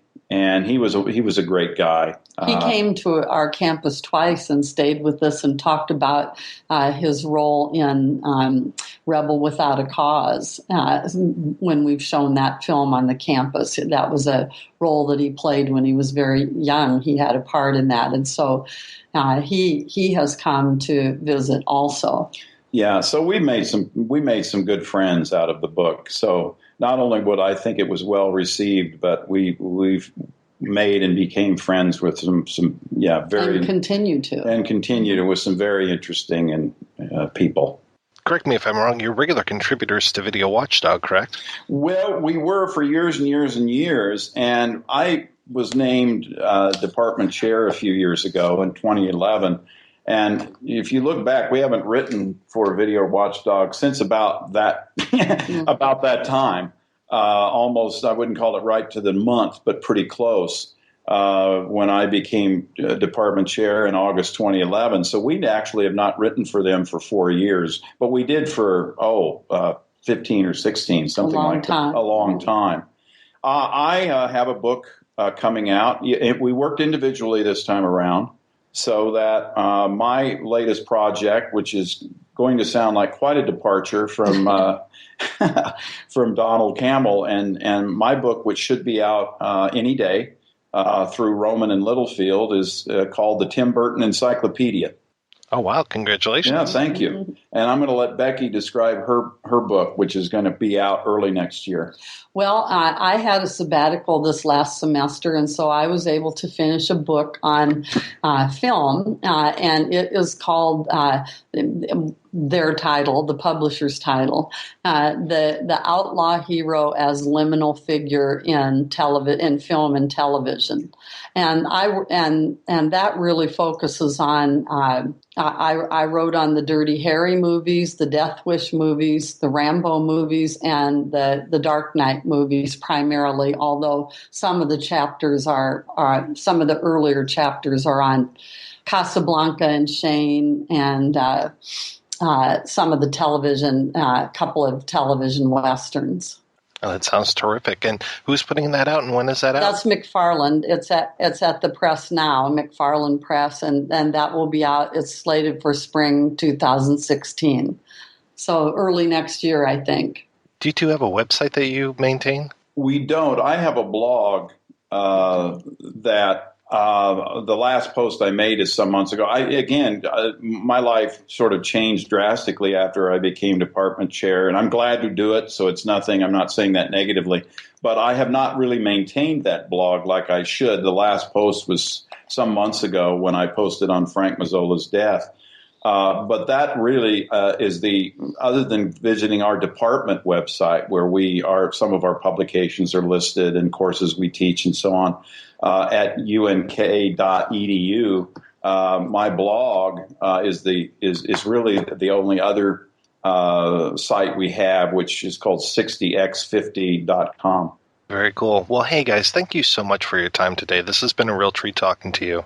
Well, thank you, Mike. I really enjoyed it, and I hope that, sometime in the future, let's talk again about Wide of the Eye. Sounds great. I'd enjoy that, and I've enjoyed this as well. Thanks, Mike. Yeah, great questions, great interview. Mm-hmm. Thank you.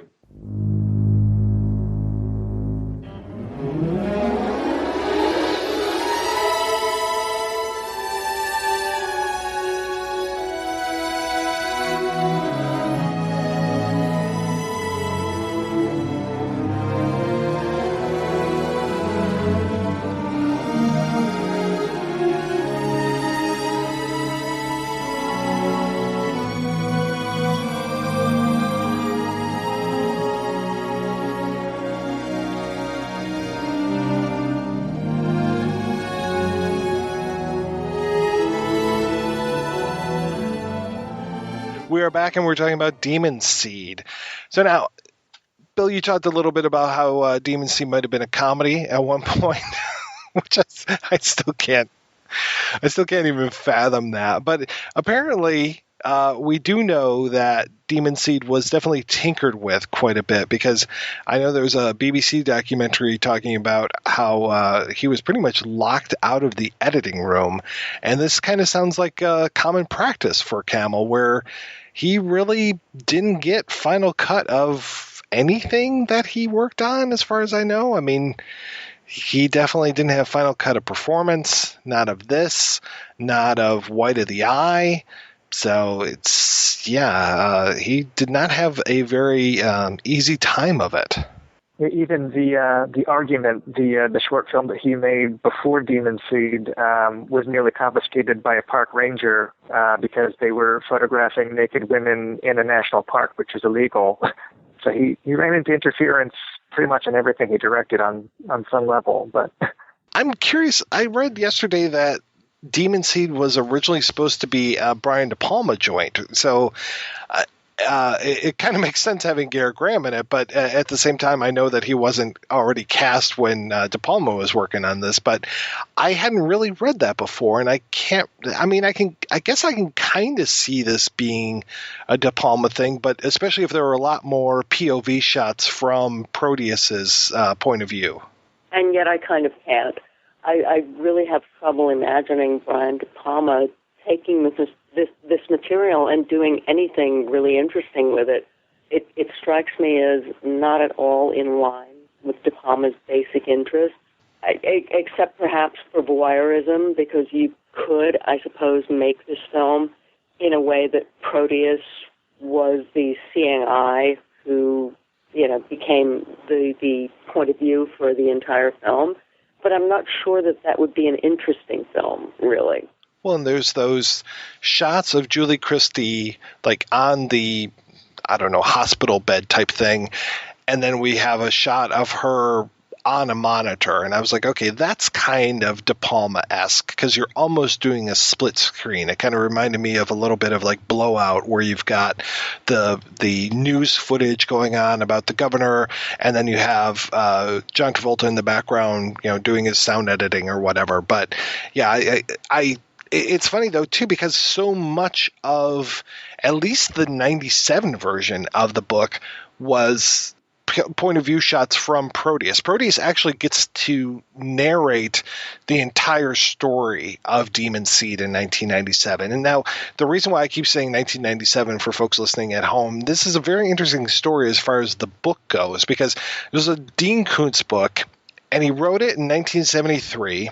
The movie comes out in 1977, and then he rewrote Demon Seed in 1997. 20 years after the movie comes out, and 8 years or whatever, I don't know, I can't do math, after the original book. And it was so weird to read the differences between these, and it really felt like he was addressing the movie more than he was addressing his book. And you really couldn't get much more different from the original book to this 1997 rewrite, other than, the only thing that really stayed was a couple of the names and the idea of a computer wanting to procreate with a woman. That's it. Like, everything else has changed. Yeah, well, it's funny because the movie, the book, the original novel starts around where the movie hits like the 24-minute mark, and it's with Susan waking up when Proteus has taken over for Alfred in the house, and it never leaves that house except in the flashbacks of her past with the grandfather. But otherwise, it's almost kind of ironic because it's a shut-in who's being forced in. So there's like a certain kind of black comedy to the situation, but the revised version from 97 adds a lot more comedy to it, and actually picks up on the making Alex the inventor of the computer, which Alex is not in the original novel. It's never really explained. There's no Frankenstein connection in the original story. Right. I found. What did you think of the humor in the revised version? Because I found that really distracting. I don't know if I found that much humor in the revised version, to be frank. What were you finding humorous, you sick puppy? Well, no, like the way that he's using celebrity voices like Tom Hanks or Fozzie Bear. Like, I think it's meant to be played more as comedy, and the fact that it's all from Proteus' direction. When we talk about Brian De Palma making it, if he had made it, I wonder if it could have been along that kind of line, like making the robot or the Proteus rather like more of a playful villain. He would have been voiced by John Lithgow, I think, or Nicolas Cage. That I could handle. Consequently, as Susan continued to back across the foyer and drew dangerously close to the door, I switched to the voice of Fozzie Bear, one of the Muppets, as unthreatening a character as existed in modern entertainment. Miss Susan, it would sure be a good thing if you didn't touch that door. If you didn't try to leave just yet. She backed all the way to the door. She turned to face it. Ouch, ouch, ouch! Fozzie warned so bluntly that Kermit the Frog or Miss Piggy or Ernie or any of the Muppets would have known at once what he meant. Nevertheless, Susan grabbed the brass knob. Yeah, okay, I can see what you mean as far as humor goes. And this whole idea of Proteus trying to find this ideal mate, and first he looks at Winona Ryder, and then he looks at Marilyn Monroe, and after he realizes that Winona Ryder is too far away and Marilyn Monroe is dead, he goes for Susan, who is connected to the university where he was created. And just through proximity, and then also, yes, this whole idea of her being this kind of shut-in. To go back to the 73 book, it's interesting to me that there's no there's no father figures. Like, Susan is separated from this guy, Alex. But yes, Alex has nothing to do with the creation of the computer. Susan has these like flashbacks to her parents being dead, and like disturbing the corpses when they're laid out in the house and stuff. It's kind of a strange scene. And then she has this whole weird sexual relationship with her grandfather, and it sounds like they're into some real like heavy duty BDSM kind of stuff. And at one point she actually uses the whip that her grandfather used on her on the Proteus baby. And that's just kind of messed up. And then the voice of the computer in the house, the Alfred voice, is constantly being described as her father-lover. And that really kind of freaked me out somewhat. This also has a much different Walter than the film. He's a sexually predatory repairman, and sexually predatory men figure in both of the novels, but not in the film version, oddly. The death is similar as far as he's squeezed to death rather than decapitated, but it's he's replaced I guess in a sense by the is Emil Shank, is that the name? The servant in the second version of the book. Again, it's always because she's a victim of abuse. There's a threat from these men in the books that's not addressed in, and I guess it would probably be too many characters for the film. I think that's an improvement that the film has. The original novel, it's definitely set in the future, with a capital F. And Susan can take a plug of some sort and plug it into the base of her neck, and then she experiences like happiness and visions and all this kind of stuff. It's almost like a drug to her, and it's supposedly very dangerous to do this. And then in the 97 novel, which seems to be set in a 97 where this stuff is possible, because there are all these contemporary references. You made references to the Fozzie Bear character that Proteus becomes, the Tom Hanks. At one point he's Jack Nicholson for a few seconds, and she creates virtual reality programs, which must be better than anything that I've seen with the Oculus Rift or anything, because she can get into these programs and completely believe them, and she's basically they're called her therapy, and she goes in there and can either refuse the advances of her father, though she does have one program where the father will kill her. And so she has been sexually abused by her father for years and years and years, and he finally dies, and she lives in the house where she grew up and where her father would abuse her. And it takes out a lot of her frustration on one of his old cars, this old Phantom type vehicle or whatever.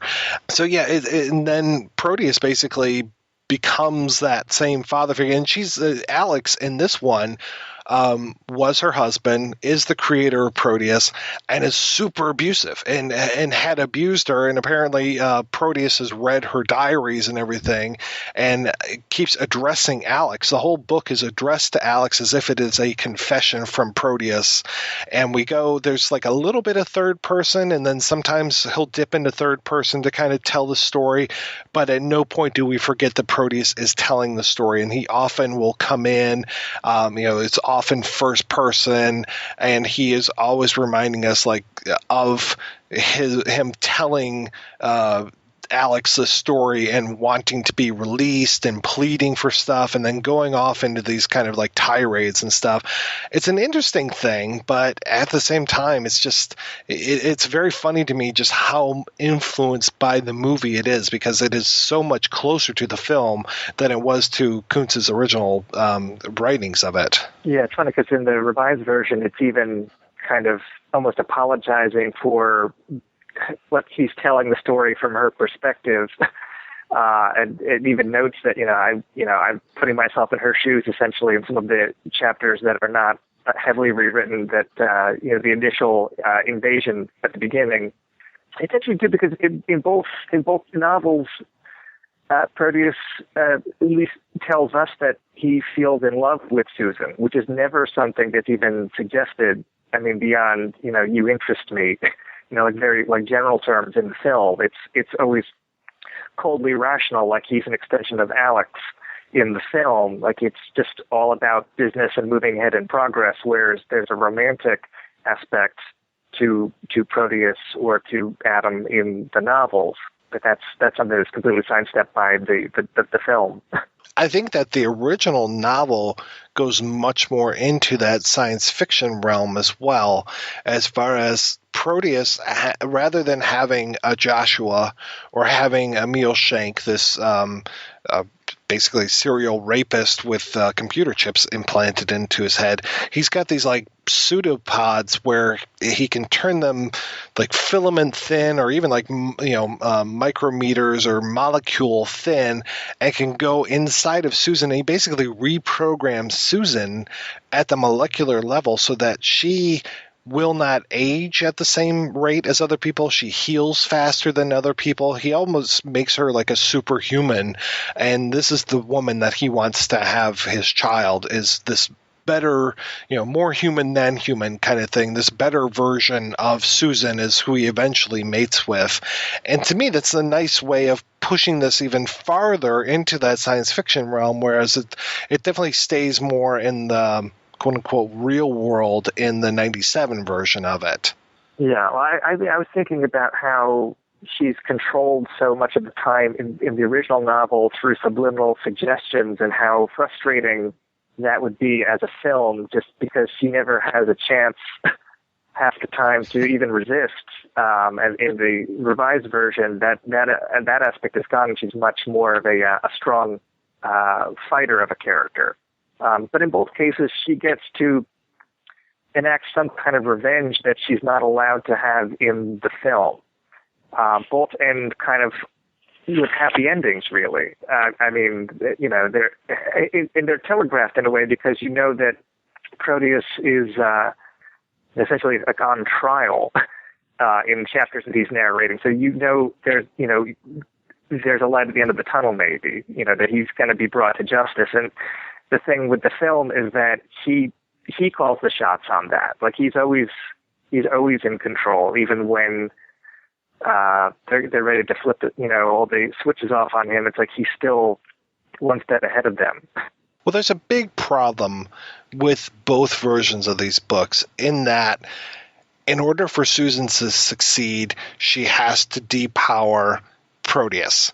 And so he becomes blind. Like at that, if this was a 24-chapter book, he would become blind at that 23rd chapter. And he has to make up what happens in that last bit and say, from the reports that I've read, or I can only surmise that this has happened. Because in both books, the baby is born, and the baby is a monster. Basically, it is not this beatific child that we see in the film, and we do not have that moment, which I think was so brave of the filmmakers, that the baby lives, and the baby, we end in this kind of pietas scene of the baby there in Alex's arms.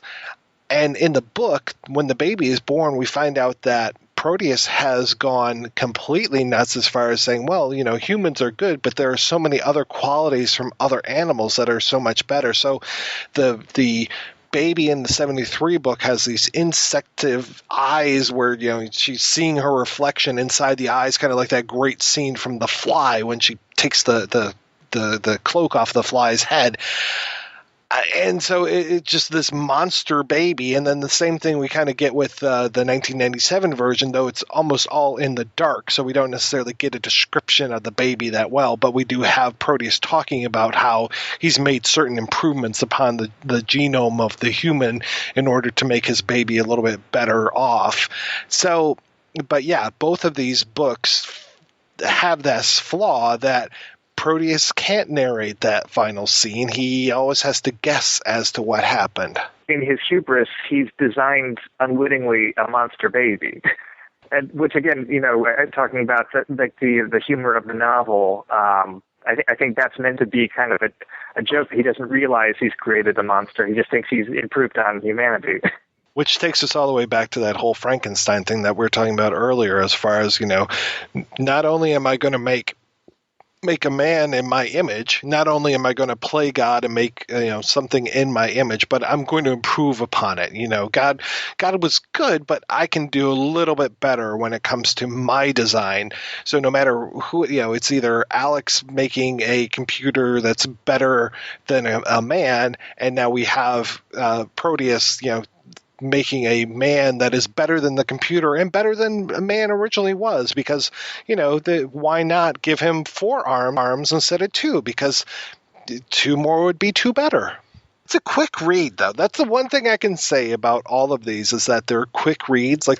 I read the original and I listened to the 97 book, and the 97 book was only 5.5 hours or something to hear it on CD, so it wasn't too bad.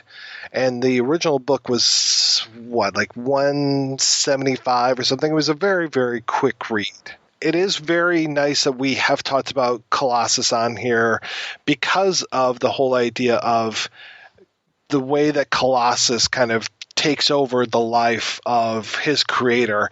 And in this one, it's more like Colossus takes over the life of the girlfriend. Had Dr. Forbin had a legitimate girlfriend up front, or wife or whatever, then Colossus probably would have been terrorizing her as well as the rest of the world. Well, as Colossus actually does in the later iterations of that story. Oh, yeah.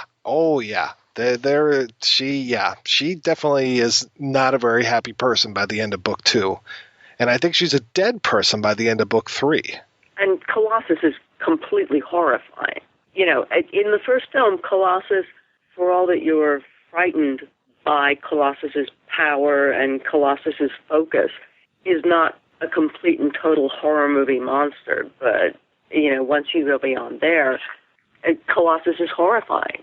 Well, and I like that both of these movies end badly, basically. We talked about how great it was that Colossus is in charge at the end of the Forbin-Project. And at the end of Demon Seed, Proteus may be dead, but that baby is definitely here to stay. At least it seems like that to me. And it seems like I would bet that Alex would lay down his life to make sure that baby continues breathing. Oh, I completely think he would. And that baby is a terrifying thing. I mean, the way it's presented physically in the movie, it's actually, it's quite human, quite vulnerable. You have every reason to empathize with it, but you completely know that it's the product of a computer mind, and it is not human. Well, and then when it goes and opens its mouth and it's Proteus's voice that comes out of it, It's like, oh, shit just got real. Yep.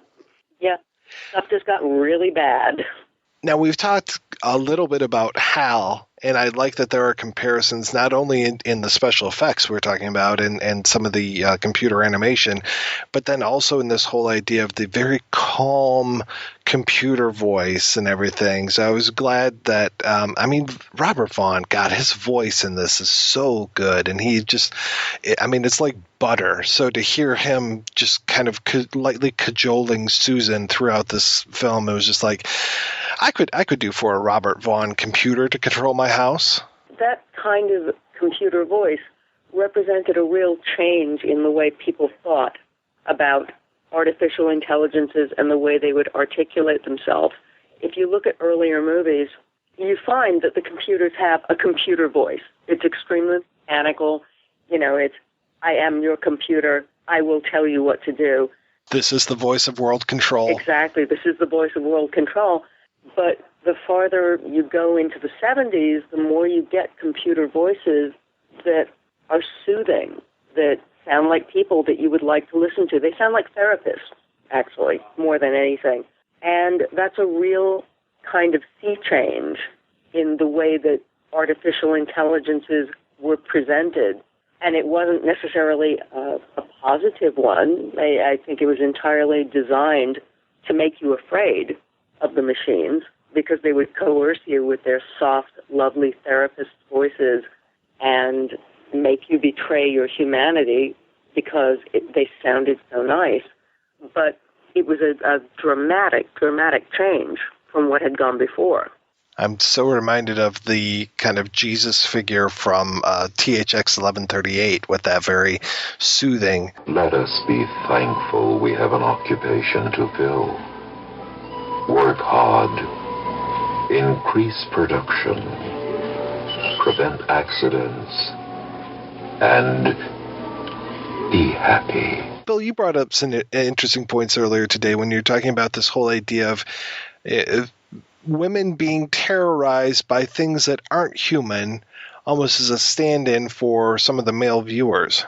You know, when I think about films like Possession or The Entity, it seems like, you know, these are smart, sophisticated films, but a lot of times with their reputations, at least initially when they're, you know, people are coming to them, it's usually on those kind of, you know, sensationalist kind of, you know, hooks, you know, whether, you know, and I don't know if that trend where that starts, is that something like with Rosemary's Baby, or if that's really starting with something like Demon Seed. I think of also of Borovchik's The Beast. But, you know, I think that I don't know if that trend has really stopped after a certain point in the early 80s, but I wondered what even, you know, I didn't get a chance to, like, read up on whether or not that was a larger trend that, you know, preceded these films.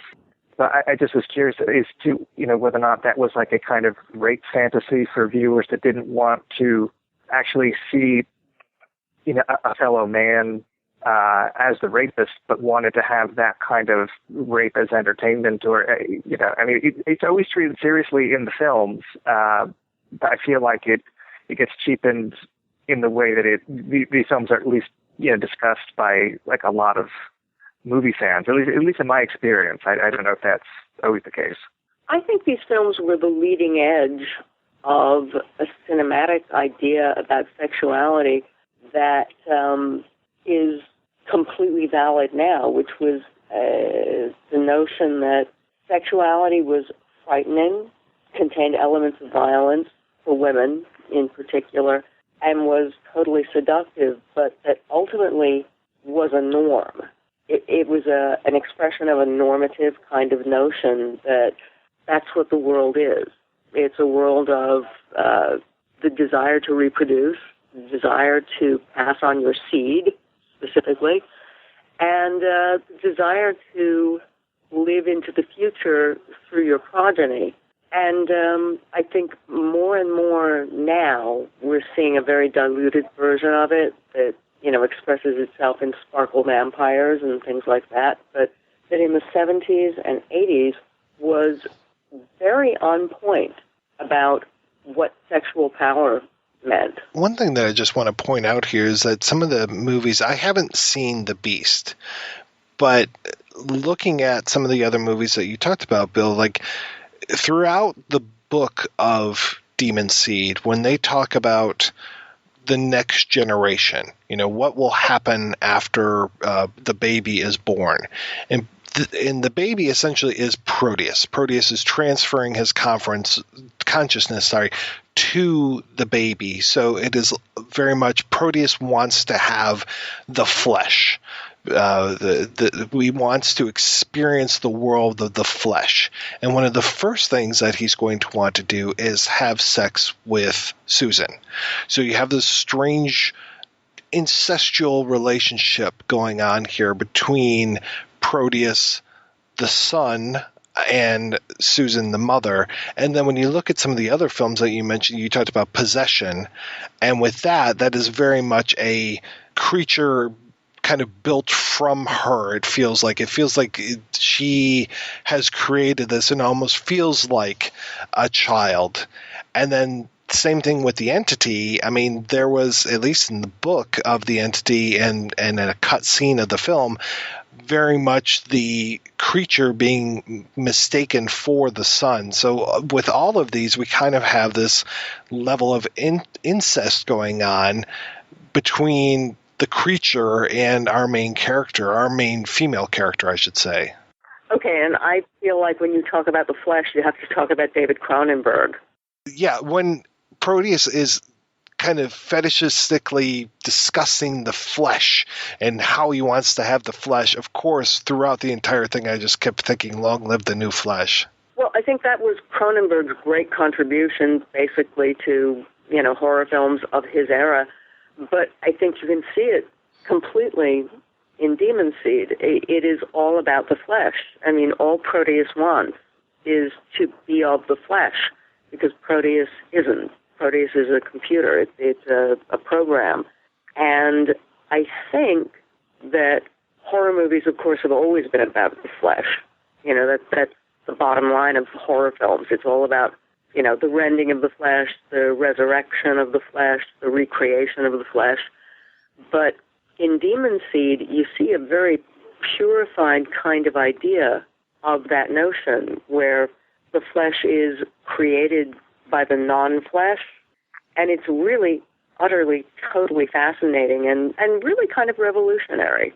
Yeah, I was reminded of Videodrome in a way by the when he first appears on the monitor to her, and she throws the glass and it shatters against the monitor. The way that the liquid drips down, it almost looks like organic, like blood, like flesh on the monitor. And then I was also thinking of The Brood at the end when Alex arrives at the house. Even the score reminds me of the score from that film, where again, it's another case of marital strife and women giving birth to monsters. But the difference being that Susan's birth of the monster, it engenders no maternal feelings. Like Alex feels closer to a parent, to the child. So it's like it flips the ending of The Brood in a way. All right, we are going to take a break and play a preview for next week's show.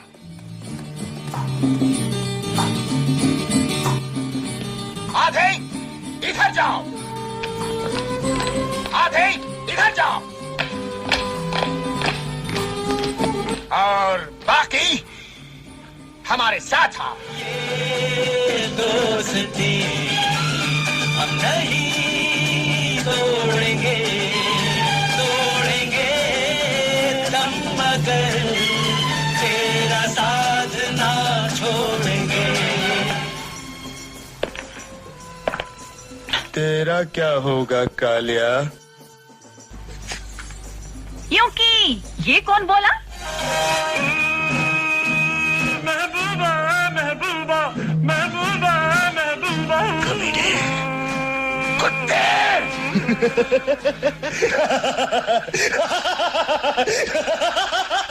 That's right. If you couldn't tell, we'll be back next week with the 1975 Bollywood classic Sholay.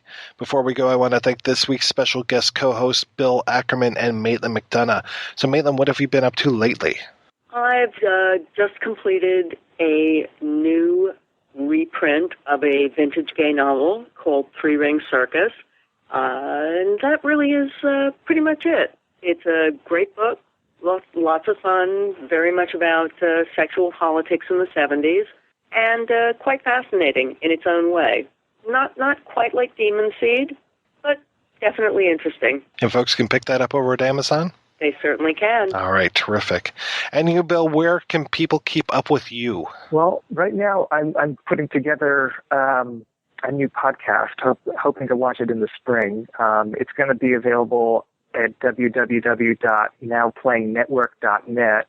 It's going to be interviews with people involved in film culture, like bloggers, podcasters, some programmers, some critics, having conversations about cinephilia and what projects the people are working on. And I'm also going to be contributing a couple of reviews to the next issue of a zine called Lunch Meat. You can find out about them at www.lunchmeatvhs.com. It's a zine that's devoted to fringe and obscure cinema, generally items that were only made available on VHS. I think that next issue is coming out in early spring. Well, we'll be sure to link over to your new podcast when it goes up over at our website, which is projection-booth.com. I would encourage people to go on over, leave us some feedback, link on over to our iTunes page where you can rate and review the show. If you like the show, share the show. be it via Twitter, Facebook, Pinterest, smoke signals, whatever. Let's get some more listening to the Projection Booth in 2016. It's a really good way that you can help us and Proteus take over the world.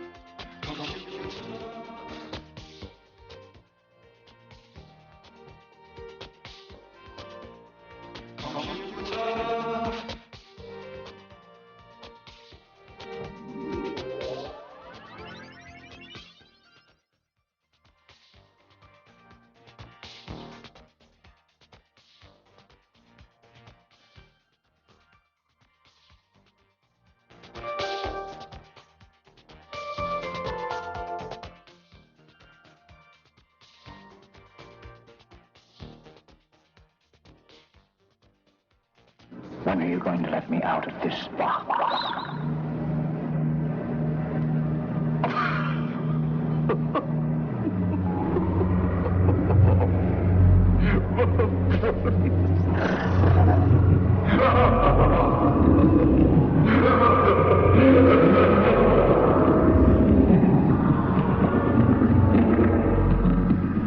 I see you close sense of humor.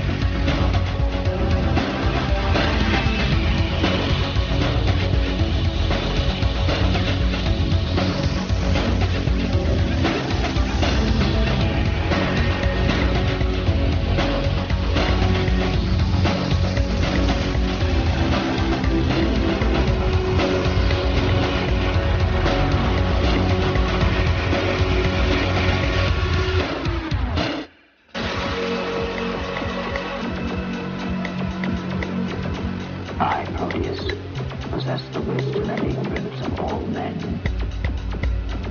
But I can feel the sun on my face. My child will have that privilege. My child. And yours.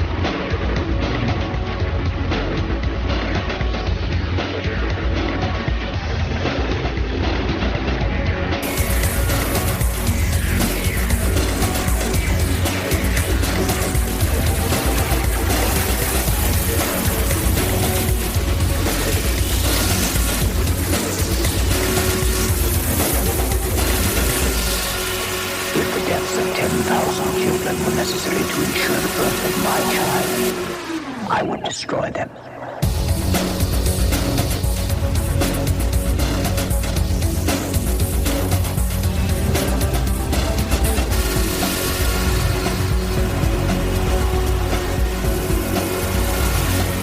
The child is in you now.